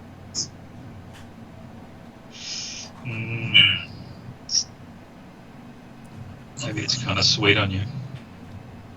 Wow. He was the first person that talked to him for a long time. Yeah, Because they're evil. obviously so. So what does Plumman do with his new necklace? He very cautiously puts it on. Okay, you feel a little more comfortable in the cave. You also seem to be able to see a bit clearer as well. See a bit clearer. Yeah. Right. But the mist Plumman wasn't going goes to go back with to it. the owl. Plumman goes back to the owl and looks at him. Yep. Does he say anything? Yeah, you hear something in right. He talks at you in Ethangarian. Yeah. And this is like assuming that the talk with animals spell has expired. This is after the talk with animals has expired. He's talking to Yeah. you. He's talking at you in Ethangarian, and he says that necklace will protect you from things trying to subvert your mind. Redfield. You have my begrudging thanks, Al. If only you talked a little bit less. Nothing will be able to invade your mind while you're wearing it. It says your mind won't exist.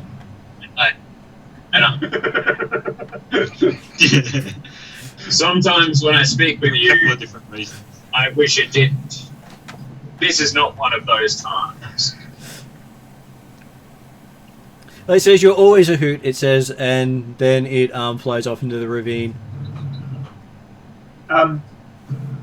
Well, if anyone was else present in the vicinity at the time, was Plumman speaking out loud in Ethangarian? He or was, in actually. Alan? Like, He was speaking. Ethangarian. He was speaking in Ethangarian, which means you could understand it because of your necklace.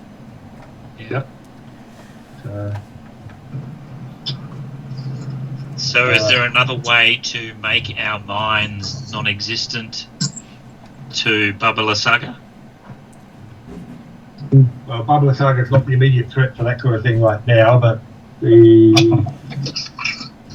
Dimitri says, well, he can provide some defences against that. So, from Dimitri's perspective, you would say that Plowman just got the equivalent of a mind blank ability, which means nothing can detect his thoughts or see his thoughts at all. He just seems to have no thoughts. Yeah. Well, I guess. I mean, I have advantage against being charmed, so that's, I guess, one thing it's going to break that this vampire, whatever its name is, would need to get through.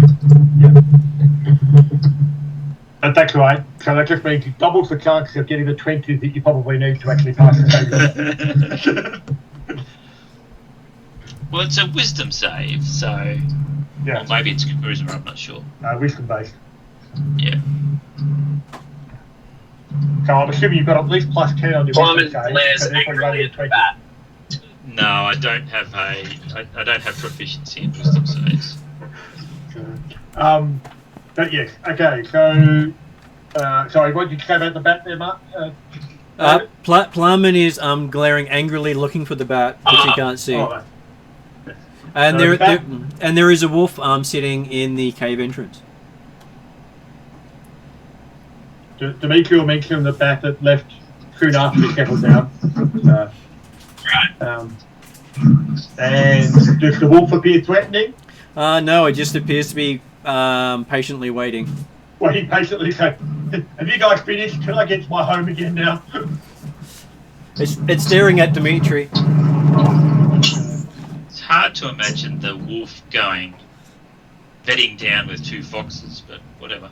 Well, it's intended that they were in 3 different areas in the cave. But yeah, you can certainly keep on to a wolf, a bear, and a fox to all have their lair next to each other. But then, as we walk across in the morning and during the day, we discover that, well, it's not the weirdest thing around in this ravine. Well, considering you do have a druid overlooking it all.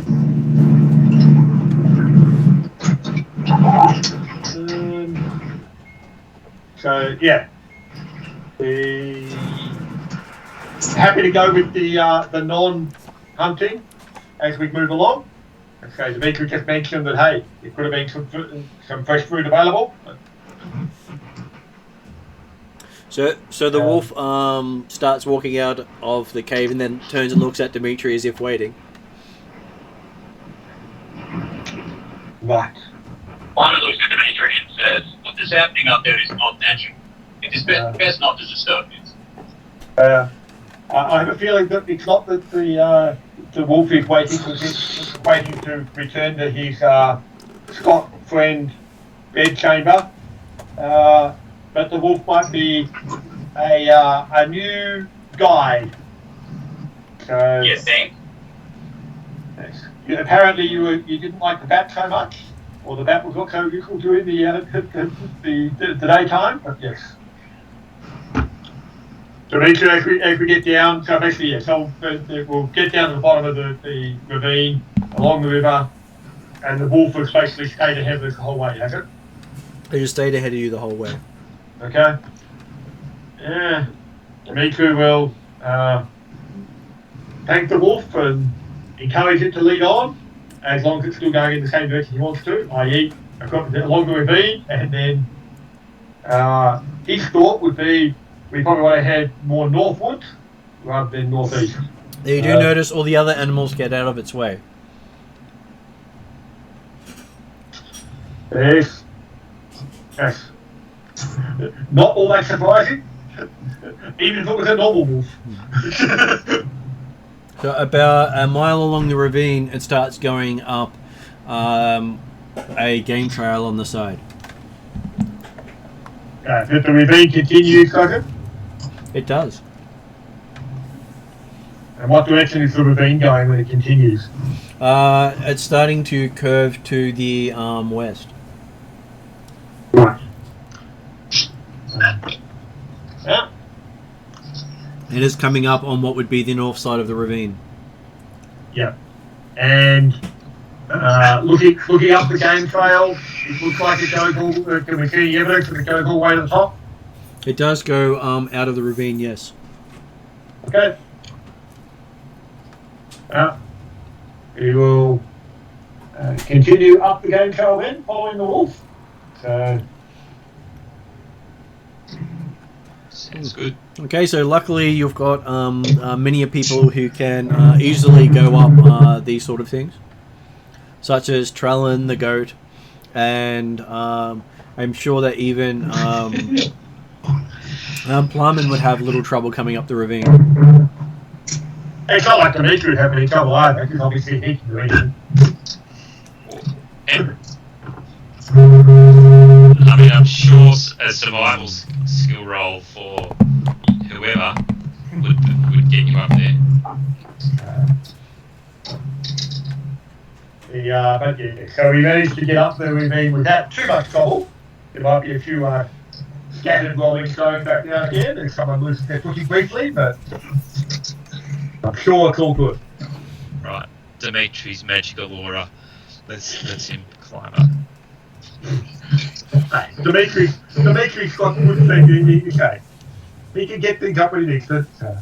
Well, he does have this amazing, monk called Trellin, and this amazing barbarian called Plowman, and this amazing goat who can call Bruce, and this amazing griffin. Amongst all of them, I think that Dimitri could quite easily be dragged to the top. That's right. So, by the sound of it, As long as Dimitri's willing to accept our help, then it's so fine. it's more the idea that those guys and Dimitri will be able to help Little Miss and Crimson and Sir Clovis up, no problem whatsoever.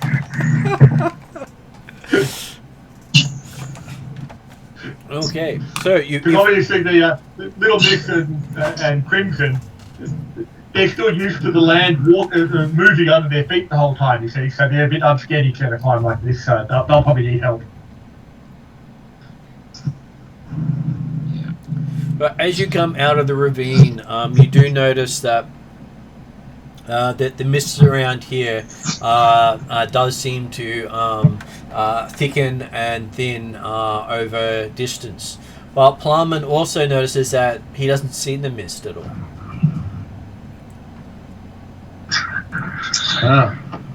Okay, So Plumman has uninterrupted vision now. that's interesting. That's useful. You should make friends with more owls. Yes, so that the mist is purely a mind-messing effect on people. He didn't actually talk about the fact that he can see, but he also stares daggers at Dimitri. So Plumman can actually see to the south. He can see what appears to be thousands of little skirmishes going between here and the river. Yep. All different groups of armies fighting. Little battles, so probably about 1 to 200 in each group, but no one seemed to be winning or losing. They're both pretty much holding their own. Right. And you see little bits of the Moldavian forces get caught up with small groups of other forces and spreading itself out thinner and thinner as it goes.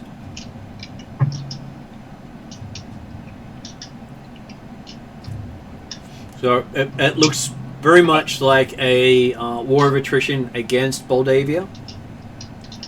My perception's cracking out again. Obviously, yeah, so we come back up, the mist starts to come around us again, restricting visibility range to between probably, 60 to 200 feet, whether it was thick or thin. Dimitri will be listening to see if we can hear any sounds of battle to the north. You do not hear the sounds of battle, but you hear the sounds of energy effects, like magic spells going off. Not quite the sound of battle, because battle is normally two-sided. Yep. It sort of sounds more like a single thing firing off magical effects. Okay. And it's to the north of us. And it's to the north of you. And can we hear any other battles going on around or anything like that? Or that's the major effect we're hearing in all directions? That one seems to be going above most other things. It's basically sounds of fire, lightning, and ice. Not sure what that was. I think that might have been some background noise in David's end. Quite possibly. Because he is cutting in and out at the moment. Yeah. So it does sound like explosions and fire to the north. So, okay, well, I'm thinking that's still the way we've got to go. So,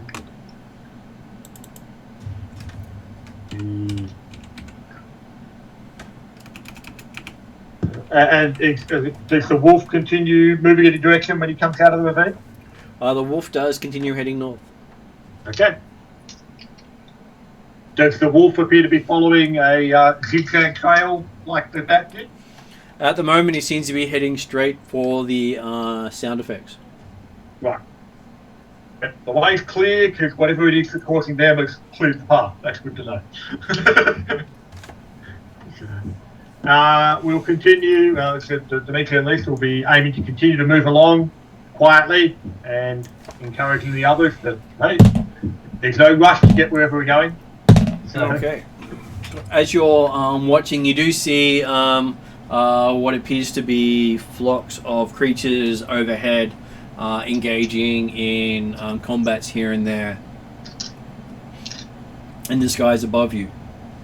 And so, like within a couple hundred feet, or we're talking the mist is actually clear somewhat if we look upwards. The mist is a little clearer as you look up because you are higher off the higher up the valley. Yep. And as the higher you go up the mountain, the clearer the mist gets. Okay.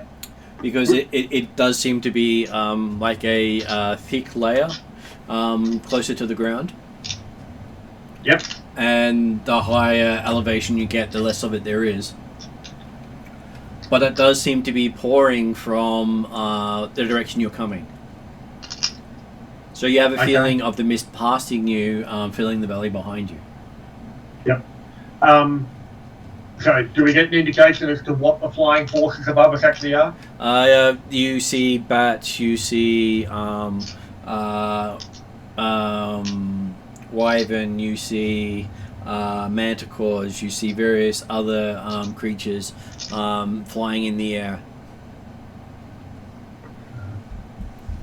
And occasionally you see what appears to be skeletal dragons.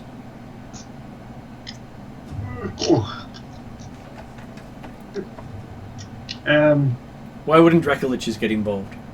That guy. I'm sure they're feeling left out otherwise.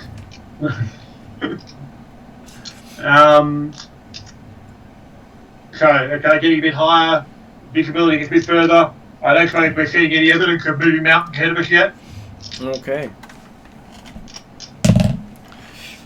Apparently, you can see on the peaks ahead of you flashes of light coming from the top of the peak, hitting the mountainside. And a detonation every time whatever flashes from the peak hits the mountainside. But there's nothing coming... Okay, from the peak of the mountain, there's something coming down to the side of the mountain, is that what you mean? You're seeing flashes of energy fly from the peak of the mountain, hitting the side of the mountain with detonations. Yeah, but like the side of the same mountain or the side of a different mountain type stuff, like we... The side of the same mountain as well as different mountains. Okay, so possibly the sense of something's trying to climb the mountain to get to the top, and the company at the top is fighting them off. You get that and feeling. Whoever's climbing up does not have the ability to respond to the attacks from the nature of attacks from above. Is that the thought? That's the thought. But it's tough enough to sort of brush off these attacks. And you notice none of the flying things want to go anywhere near the mountaintop. And approximately how far away does that look like it's happening? You're looking at it at about 6 to 8 miles away from you. Okay. Well, happy to keep following the wolf at this stage. As long as the wolf is heading towards that mountain, it seems likely. We'll aim to maintain cover at the trees as much as possible. And, like I said, no rush to get there. Hopefully we'll get there. Well, I won't say hopefully, really. Unfortunately, we'll probably get there within a day. Okay. Following the wolf, you seem to reach a ravine at the base of the mountain by the end of the day. And does the ravine appear to be, again, free from mist? The ravine is where the mist is all coming from. Can we see a direct source of the mist or anything like that? Or is it just like the mist is flying out of the ravine? So to you, the mist is pretty much 100% obscuring everything in the ravine. Yep. You can't see even your hand waving in front of you when you're standing in the mist coming from the ravine. Right. From Blayman's perspective, he can see up the ravine and see what appears to be a glowing beacon up there that seems to be sending sparks out into the ravine itself. So now this is still some distance or not directly to the peak of the mountain which had the explosion and thing like that, is that correct? Yes, this is probably about a mile up the mountain. Yep. So if you follow the ravine a mile up the mountain, you can Plowman can see what appears to be the source of the mist, which is completely obscured from the rest of you. Yeah. Okay. So well, certainly not knowing that until Plowman decided to explains the fact that he's not being affected by the missile thing. Dimitri will be saying the fact that, well, I understand the Barbara Saga is using the sea to create this mist. So if we've gone into the spot where it appears to be the source, it appears that we might have to go into it blind and head through as much as possible.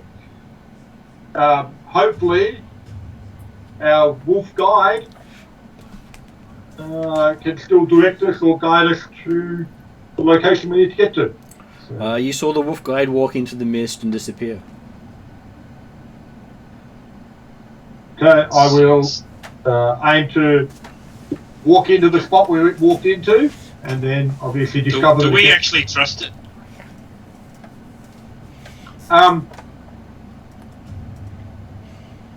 I wouldn't say trust, but I suspect that it is representation of the force from, like it is Rakotov's minion, Okay.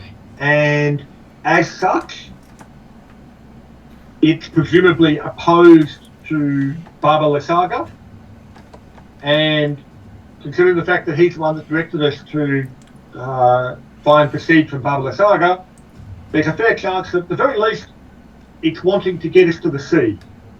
Okay. When we get the sea, what happens might be more problematic, but at least I believe at this stage our interests align. Okay, no worries. Okay. And then you notice something different. A storm seems to be forming over the top of the mountain. Mm-hmm. And it seems to be centered right above what you think is Baba Lysaga standing on top of the peak. Right. So, potentially all the more easy to get the cover of the ravine, although actually I'm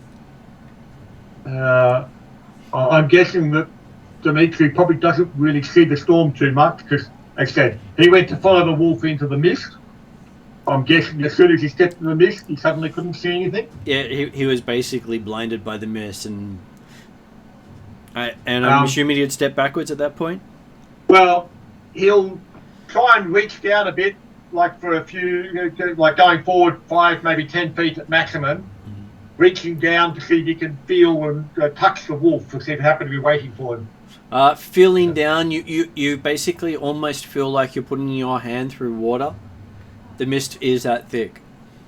So my dark vision isn't going to help. So, well, Dimitri's also got the dark vision, so that, yeah, as a player, we understand that in fact the mist is not there at all, it's actually all in your mind. So, yeah, dark vision's not going to make a difference to it.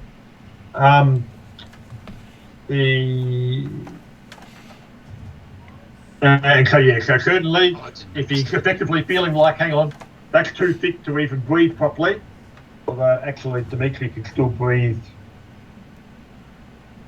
Yep, he's got the necklace of adaptation, so it won't be too bad if he has to go into it. But if he can't feel the wolf, he's going to back up a bit and call out quietly and say, wolf, can't follow you there.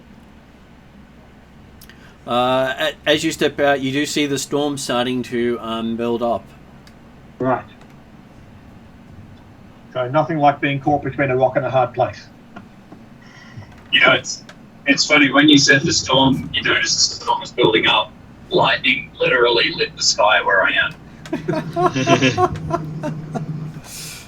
Well, I can give a... I think that's a lightning sound in the background if it works. No.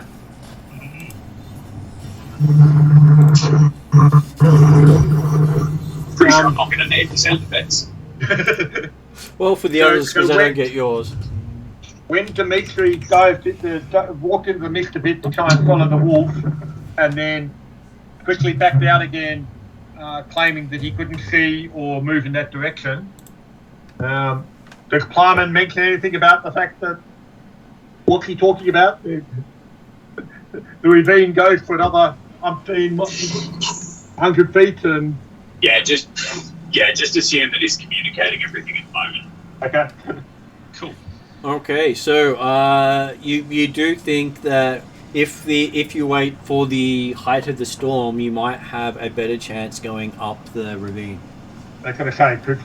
Potentially, it's the sort of thing that whoever's attacking is causing Bubble Saga to focus more energy and effort onto there, so therefore it might diminish her effects on the seed.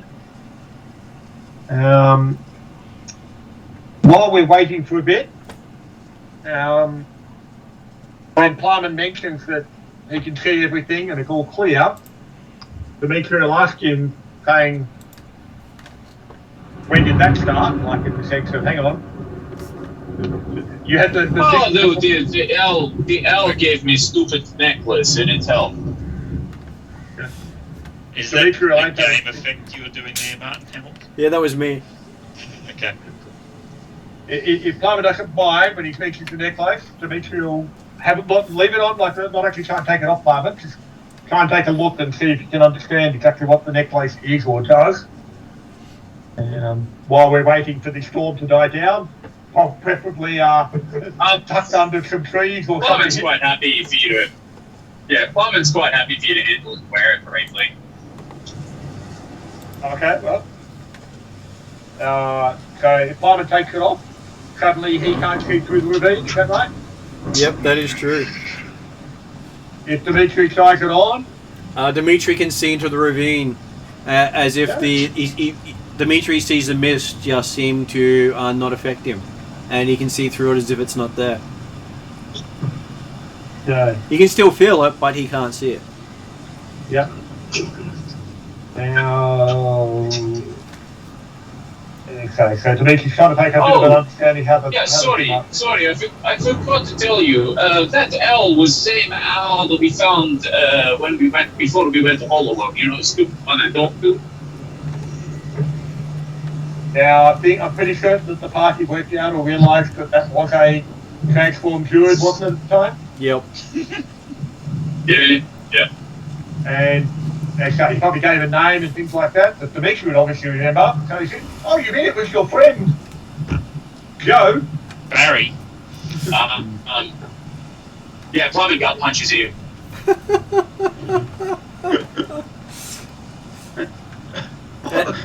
He's not my friend. And as you're talking, the rain starts to fall around you, and everywhere the rain comes down, you're seeing the mist start to lighten. Uh-huh.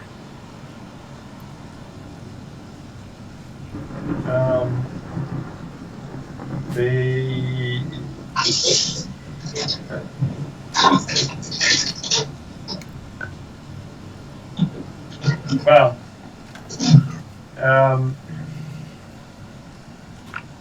Dimitri is keen to say, oh, well, yes, we can go into the mist now and start walking, while he happens to still be wearing the amulet right now. Yeah, I was going to say, no, he grabs you by the collar as you start walking away. Fair enough, excellent. So I just think I was waiting for that, you thinking little shit. Well, no, really the idea that you don't feel that the one who can have greatest effect at the greatest distance needs to be able to see the furthest? Yeah, Dimitri's doing that thing where he's talking again. Yeah, you can tell he's lying because his mouth's moving. Yeah, that's it. Hey, Dimitri never lies. No, it's a shit. lie. It's a lie. He might exaggerate occasionally.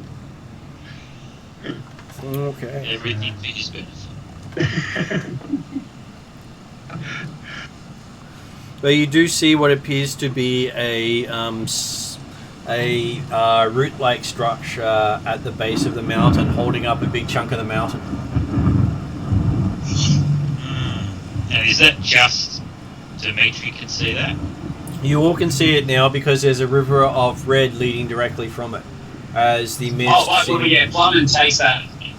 Yeah, Dimitri, let's go. having made a statement about the fact that you would have thought it was important that the person who had the most effect To explicitly say it. But yes, I certainly expected it was coming back to you. That's all right. Well, wait a second. What's the distance? Because I can affect things at 600 feet. Well, it's currently about a mile up the ravine. Yeah. All right. But it looks like, as I say, the rain is mitigating it significantly. That when Dimitri had the necklace on and started to move, could you see the wolf at all? No. No, okay. He will aim to continue on, and in fact, Well,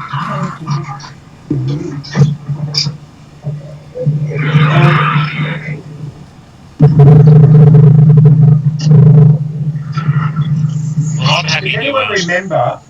to keep activating this longbow of venom just every second round. Keep whispering to it to keep the magic alive. But Martin, the magic was in you all along.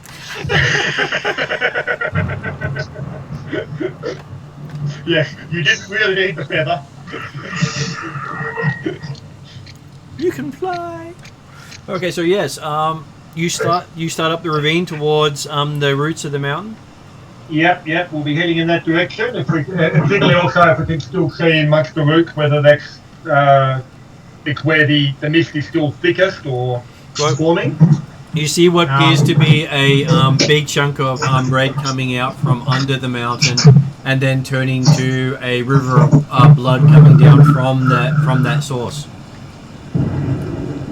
And so can we stay above the effects of what remnants of the mist rather than going into if it's so thick where it feels almost like liquid? As it comes out into the rain is basically turning it into a liquid on the ground. Okay, but yeah, not floating, and so therefore it's not like we're trying to drown except from real water from the store. Yep. So. Now, does Plarman want to try to draw out the creature from the hut? Or do you want to sneak in there? Depends what you would like him to do. Well, I'm thinking we can probably try and get as close to the hut or whatever it is as we can, and see if we can find any, see if we can see if there is something inside it, and go from there. Sneak up on it. All right. Yeah, certainly we're going for quietly getting as close as we can without being noticed. Well, it now helps that there's rain coming down, rendering the blood fog useless. No worries. Oh, It also probably covers footsteps pretty well. Between Lestrada and myself, it's all good. Oh, so you're saying that Kelly's not leading anymore? No, I'm way back in the longbow range. That's all right. Okay, well, if Plarman is happy to lead his team with the best eyesight. Yeah, absolutely. Yep. Okay. Dimitri's certainly happy to be up front because, hey, that's where the action interesting things happen. So, then I guess the rest of the party can follow along. Okay. So it takes you about an hour to make your way up the ravine. At which point you find that you can actually see what appears to be tree-like roots under the mountain holding up a big chunk of the mountain.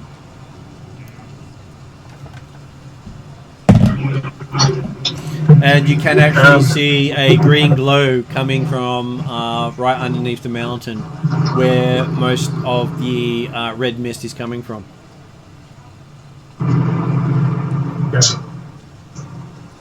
I'm having a bit of trouble getting an image in my head of what you mean by the idea the roots are visible and apparently holding up the mountain. So think of a mountain sitting on trees. Oh, okay, yep. So we're talking the walking mountain type effect in that kind of way. Yep. Okay. And so the roots of the mountain are literally tree roots. that it's holding it Yep. up by. And so the ravine that we've been walking down, is that leading effectively to under the mountain, or you're already under the mountain? It is leading to under the mountain, and Leading you're about 200 feet off when you can see this. Okay. And is the source of the mist apparently under the mountain? It is under the mountain. Seems to be the center of the roots. And so therefore is not affected by the rainfall?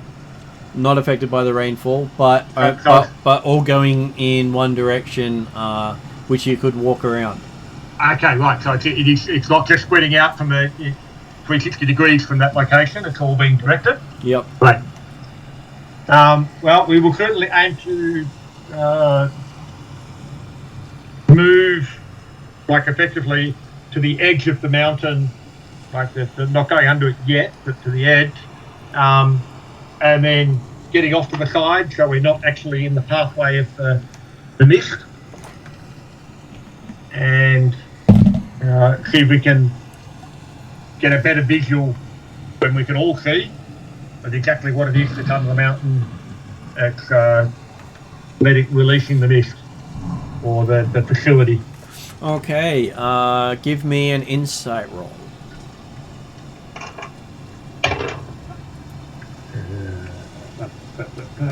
12 plus 18. Appears to be some sort of the mist is being drawn out of the ground, very much like pulling magic or life out of the earth itself and sending it as the blood mist down the side of the mountain. So it's it's going from one point up into the roots and then being sent out towards the ravine. Okay, yeah. So we're still not actually seeing the source directly of the mist, but we're getting close to that source. Yeah, and it's basically a green light pointing down, and then the red mist coming out of the roots. Okay. And how far away are we from this location now? Probably about 60 feet from it. Okay. And we can't see any other movement or creatures or anything like that? Well, looking up, you see what appears to be windows and stairs and rooms built into the side of the mountain, going up to the peak where you can see the magical battle going on in the thunderstorm. Yeah, but not under the mountain is what I'm looking at. Not under the mountain. And what sort of, if we were to step under the mountain, what's effectively our ceiling then? What's the gap between the ground and the mountain? It ranges from 5 feet to 20 feet. Right. And is there any evidence of windows or portholes or anything like that under the mountain? Doesn't appear to have anything under the mountain. Okay. But it's hard to tell because there's no light under there except for this green glow pointed at the ground. Does dark vision appear to work? It does appear to work. Okay. And with dark vision, we're still not actually seeing anything under the mountain other than the green light and the mist. Is that right? Though you do see that the roots do move. Yeah. What's your source of dark vision? Goggles. Goggles, right.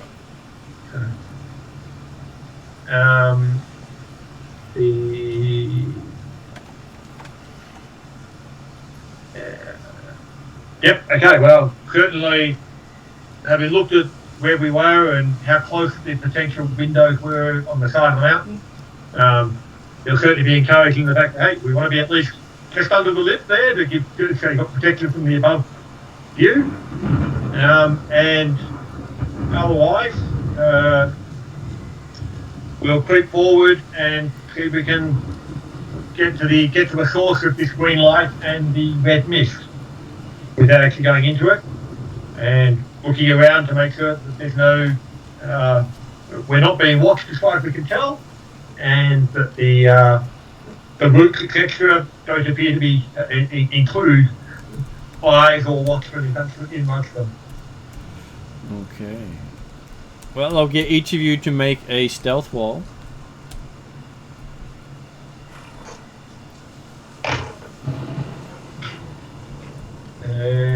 Dimitri 17. Yes, 17. Hang on 2 secs, I'm sure I can fuck that up for you guys. Well, it was something I was thinking that of all the 3 players they had, we've potentially got the best stealthy Stealth party. Oh, okay, not too bad. 17. Okay. There you go. So apparently trifecta today. Yeah, so obviously group average 17. Okay, so you creep through the route, stepping over everything on the way, unintentionally avoiding every sensor under the mountain. You're just that good. Dimitri meant every moment of it. Oh, I'm about to throw Dimitri into a sensor. And you find yourself near what appears to be a pillar of roots crisscrossing itself, dug into the ground, where it's got the green light focused downwards.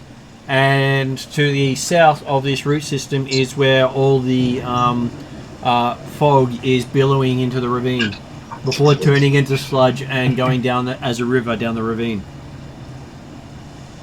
And can we see exactly what this green light comes from? Somewhere inside the root structure. Right. And so how big is this root structure? Root structure would probably be about 10 feet across. And it feels like it's the center of the mountain above you. Well, like you mean it goes up into the center? It's in the center of the mountain top that you're underneath. Yep. Sorry for the noise.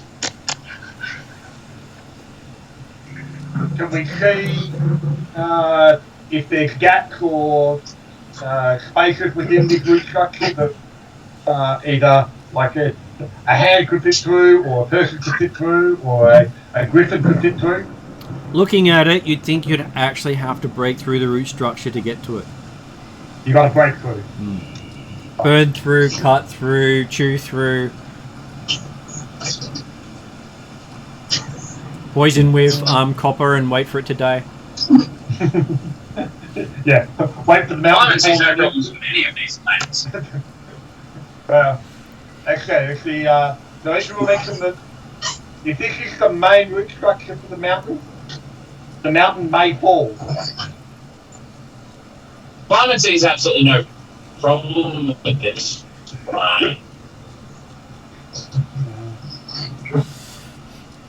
Can we see whether or not the green light is particularly located within this root structure in any area, or is it still the root structure? It seems to fill the root structure, and none of the other root structures have any glow coming from them. And it seems to be about 10 feet above the ground.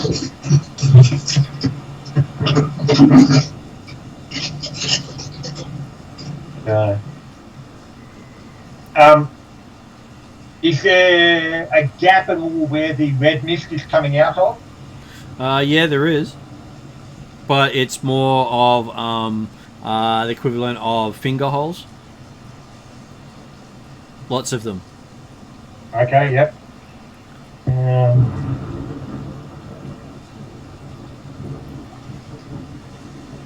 So I'm guessing nothing that would be big enough for a mage hand to fit through? Well, considering the gem itself would be magical, I'm not sure you can move magical things. Well, But it's about moving. You can't attack, activate magic items, or carry more than 10 pounds. They changed it, did they? I keep Yeah, forgetting. it's no longer a detect magic spell. Well, you can't actually see the gemstone directly, so no, you can't target it. No, but I'm just saying, could I get a hand through the gap where the mist is coming out? Possibly. Well, you could get a magic hand, but not fingers. Yeah, not my hand. Yeah. I will actually attempt a mage hand cantrip, and just He actually cast a spell again. Wow. no, it's all right. You didn't see anything because the mage hand is invisible. Right. Because now that I'm an arcane trickster, my mage hand is automatically invisible. So,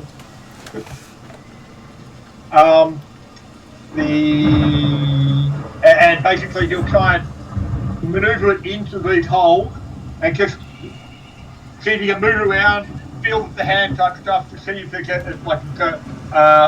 an opening inside the structure or whether it's roots all the way through. Okay, feeling into the holes, that the holes don't go very far. They're basically opening up into the roots itself. It's like the roots are weeping. Right, okay, so... And it doesn't feel like I can actually get around these roots or anything like that? There's not actually gaps between the roots? No, they seem to have grown around a centre. Right.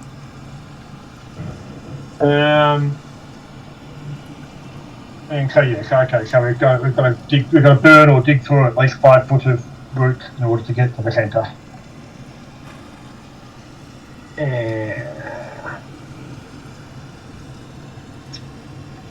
Now, I'm thinking that it might be best if I don't suppose anyone's carrying a drill, are they? Oh, I've got this artifact called Redrian Staff, and I'm trying to check if it has a way of crumbling or disintegrating roots. I don't necessarily want to actually destroy whole parts of it. It's just the smaller the effect we can do is the better. Because I don't really want to kill this root and have the mountain drop on us. Flamen hands over a very small knife.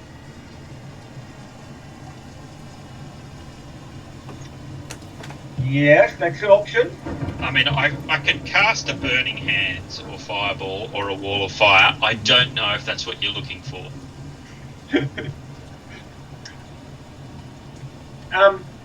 Now, something I've been assuming here, based on the description, but may not.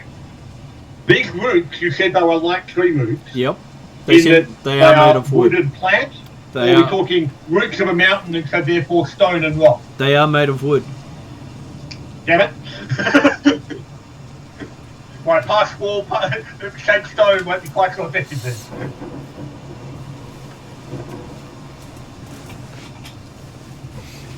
Though if the mountain does come down, pass wall might be your way out.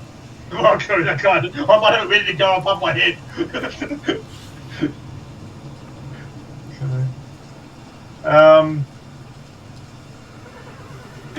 Okay. Dimitri will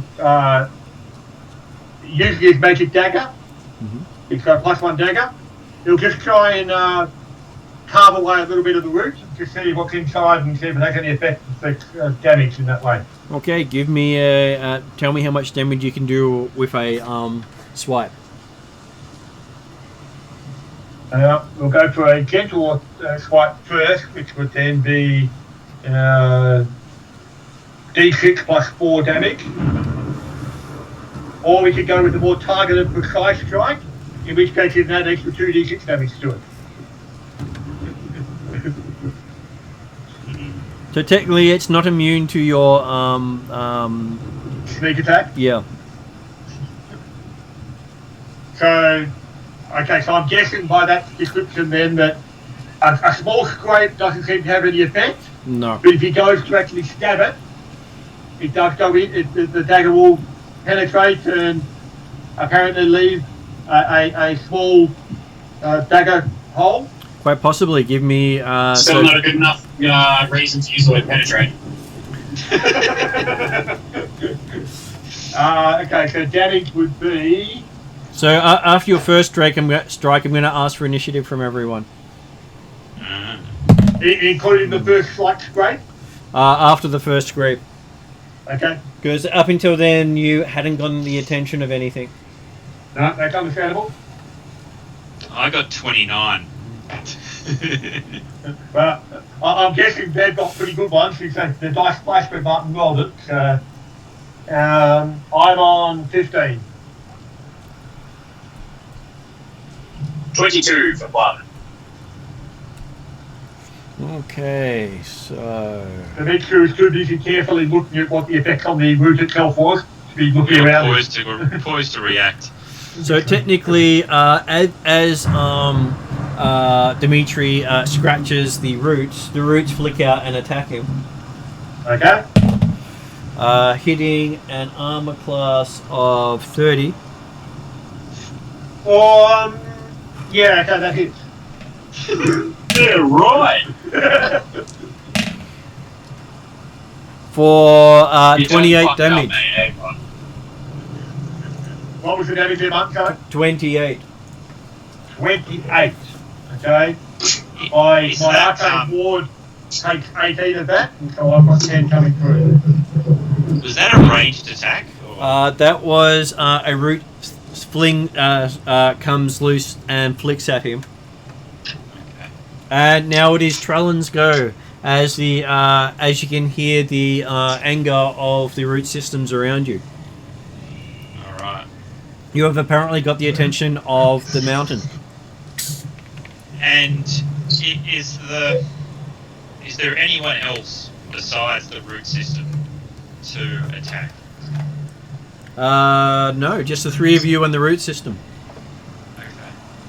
All right. But does it look like, from Kelly's perspective, does it look like it's just this central root that's doing any attacking, or does it look like all the rest of the roots have become restless? All the roots have become restless. Yeah. All right. Well, I'm going to put away. Woo! Sorry, that was my daughter. You cannot fight a whole mountain. Run. So yeah, there's a flame tongue sword I'm going to use and see if it does extra damage. Oh, Jesus fucking Christ. I Is mean, that good? fruitcake Christ. Oh, I don't think we should be trying to fight a mountain. No, but we can cut our way through the root before it falls, and then we can get out of here. I think that's the way to go. Okay, so Let's try this for a round. Job. give me an attack. So that was 27 to hit. It's definitely a hit. And do I do any extra damage? No extra damage, but it's not immune to it either.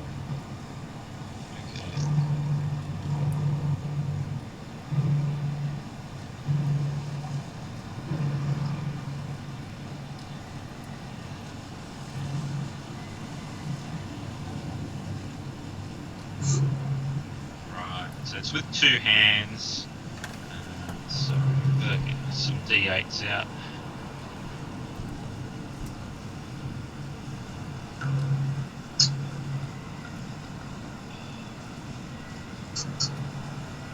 Sorry, it's the first time I've attacked with this weapon. It's okay. All good. Oh, well, I'll just make do with two. It gives me more time to think about what I'm trying to actually do myself.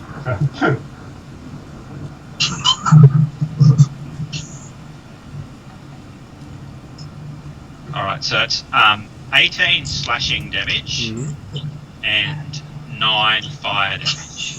Okay. So you seem to do a fairly hefty slash in the root system in front of you, and you can Alright. actually see what appears to be a glowing gem inside it.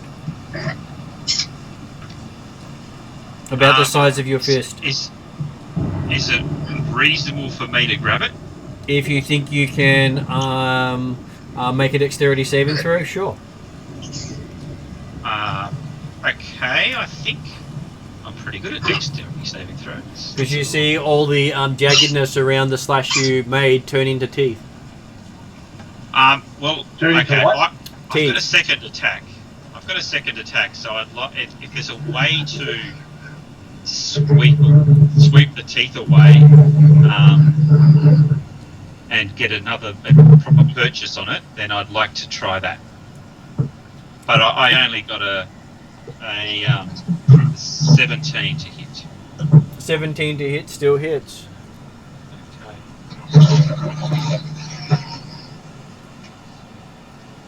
So that's 20 slashing damage and 9 fire damage. You're doing well on the fire damage. I am. And so, yes, at that point, I will make a commitment to try and grab it. Okay, give me a dexterity saving throw.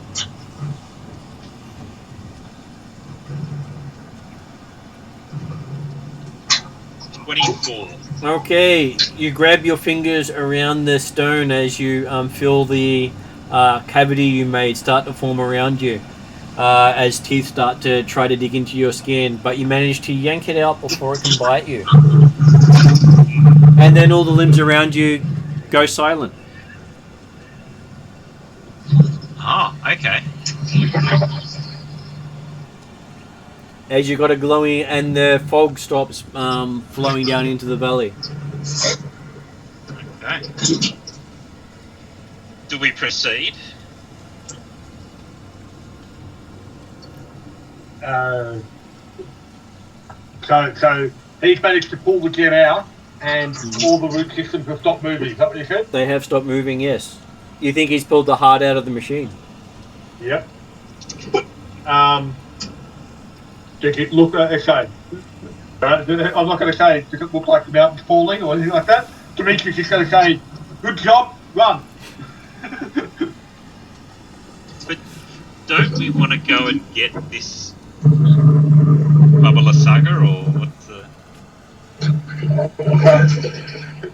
Well, okay, Dimitri's action was a bit behind yours initiative-wise, but okay, he started moving just to get out from underneath the mountain. That's the first point, from his perspective. All right. Well, okay. Yeah, Lyman's following him. Okay. When we're outside underneath the mountain, then they can look back and find out whether or not the mountain looks like it's about to fall. All right. And then make a decision. Okay. Okay, as you get out from underneath the mountain, you don't see any more flashes coming from above.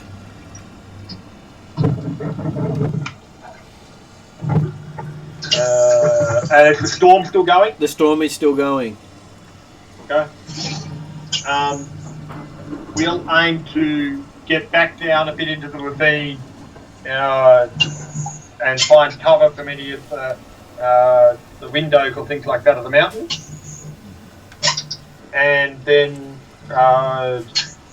Dimitri will, hey, can I have a quick look at that object that you collected?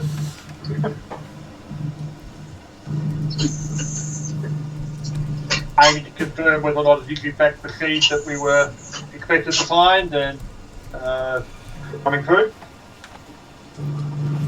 Okay, so does Talon hand over the seed? I dare say mine's muted. Sorry, I was just asking my daughter if she wanted dinner. Okay. What was the question? Does Talon... Dimitri's saying, well, once we've found a spot with a bit of out of the way and the mountain's not going to fall on us or apparently visible from us, Dimitri's saying, can I have a look at the object now? You can look at it while it's in my hand. Okay. Does it look like the seed as far as the descriptions and research that Dimitri had done from them? So it looks like the seed that was described to you by the orcs under the mountain and by your friend in the tavern. Yep. So it is reducing the power available to these weird people. So in answer to your question, when Talon asked while Dimitri ran off away from the root system to get out from underneath the mountain, when Talon was there going, oh, wait, don't you have to go keep up? Dimitri was going, no. our intent was to actually try and recover this seed. If we could do it without meeting Bubble Saga, that's an extreme bonus. All right. Okay. And it looks like, as I said, part of the reason that we've had the support of the Bat and the Wolf may have been because our interests align, particularly if this means that the source of the blood mist is removed. That may definitely help the opposing forces against Icaros. But I'm suggesting that we at least move off into a safer location before there's a retribution and reaction from Bubble Sargo Mountain and or inhabitants. Agreed. Okay, so we will end the session with you guys rushing down the ravine. Sounds like a plan. Does the Sounds good. no, the mist had already been dissipated by the storm, hasn't it? That's It right. had, yes. So we'll definitely aim to at least effectively get to the other end of the ravine and or out of the ravine type stuff into a spot where we've got cover again of where we're going. But yes. Thank you very much for that. Thank you very much. Thank you, guys. You actually managed to get through the encounter rather nicely, because I thought it was going to be a lot harder, because every time you moved through it didn't roll high enough on its ability to perceive you. The staff crew. And I said it was good that the three people we had available to us were probably the best ones options for it. Yeah. Because no one's wearing anything more than leather. Well, and also, while Plumman may not be the stealthiest or even the third stealthiest of the party, he's certainly the good backup if something went wrong. So, Yeah, exactly right. so if any of you had rolled 15 or lower, it would have noticed you. Yeah. Well, I'm glad I had my Elven Boots then to help my stealthy. So I had 3 attacks, each attack doing 4d10 around. Oh, fuck off. Okay, which reminds me of the fact that yes, Dimitri's actually probably running along, holding his chest a bit to stop the bleeding coming out of there. With a 30 attack roll. You did very well. Hit. I'll let you guys know if we're going to play again in a fortnight, because it's so close to Christmas. With all the things going on, I may end up looking. I'll see if I can still run. I'll let you know if there's anything happening. So I know Jeremy will probably be in Melbourne by then. Yeah, so I'll be in Melbourne by that time. But so I may or may not have internet, or may or may not have the opportunity. But yes, if you are going and I can't make it, I hope it all goes well. Yep. And otherwise, if I don't hear or see from people before then, Merry Christmas, Happy New Year, all that good stuff. And thanks for playing tonight. Sorry, Yes. it didn't have as much combat as I intended. But we definitely look at Pathfinder Star Wars and Pathfinder next week, Mark. I think so. I'll see how I'll go over the weekend. Absolutely, yeah. Like obviously that's what's happening, but yeah, the intent is there. You tend to say yes. Okay, well, good night all, and yeah, good job. That went a lot smoother than I was expecting it. Yeah, absolutely. So if you didn't follow Alright. the bat and the Flaming wolf, sword. you would have basically been fighting your way most of the way there. What was that, Charlie? If you didn't follow the bat and the wolf, you would have been fighting your way most of the way there. Yep. Like I said, it was the sort of thing that, Trust the wolf. well, okay, in Dimitri wasn't question of trust, it was potential mutual self-interest. That does work well. Okay, good night everyone. I'm going to sign off myself as well. Absolutely, yep. Thanks very much, Martin. Thanks much, all. See you next time. Good night.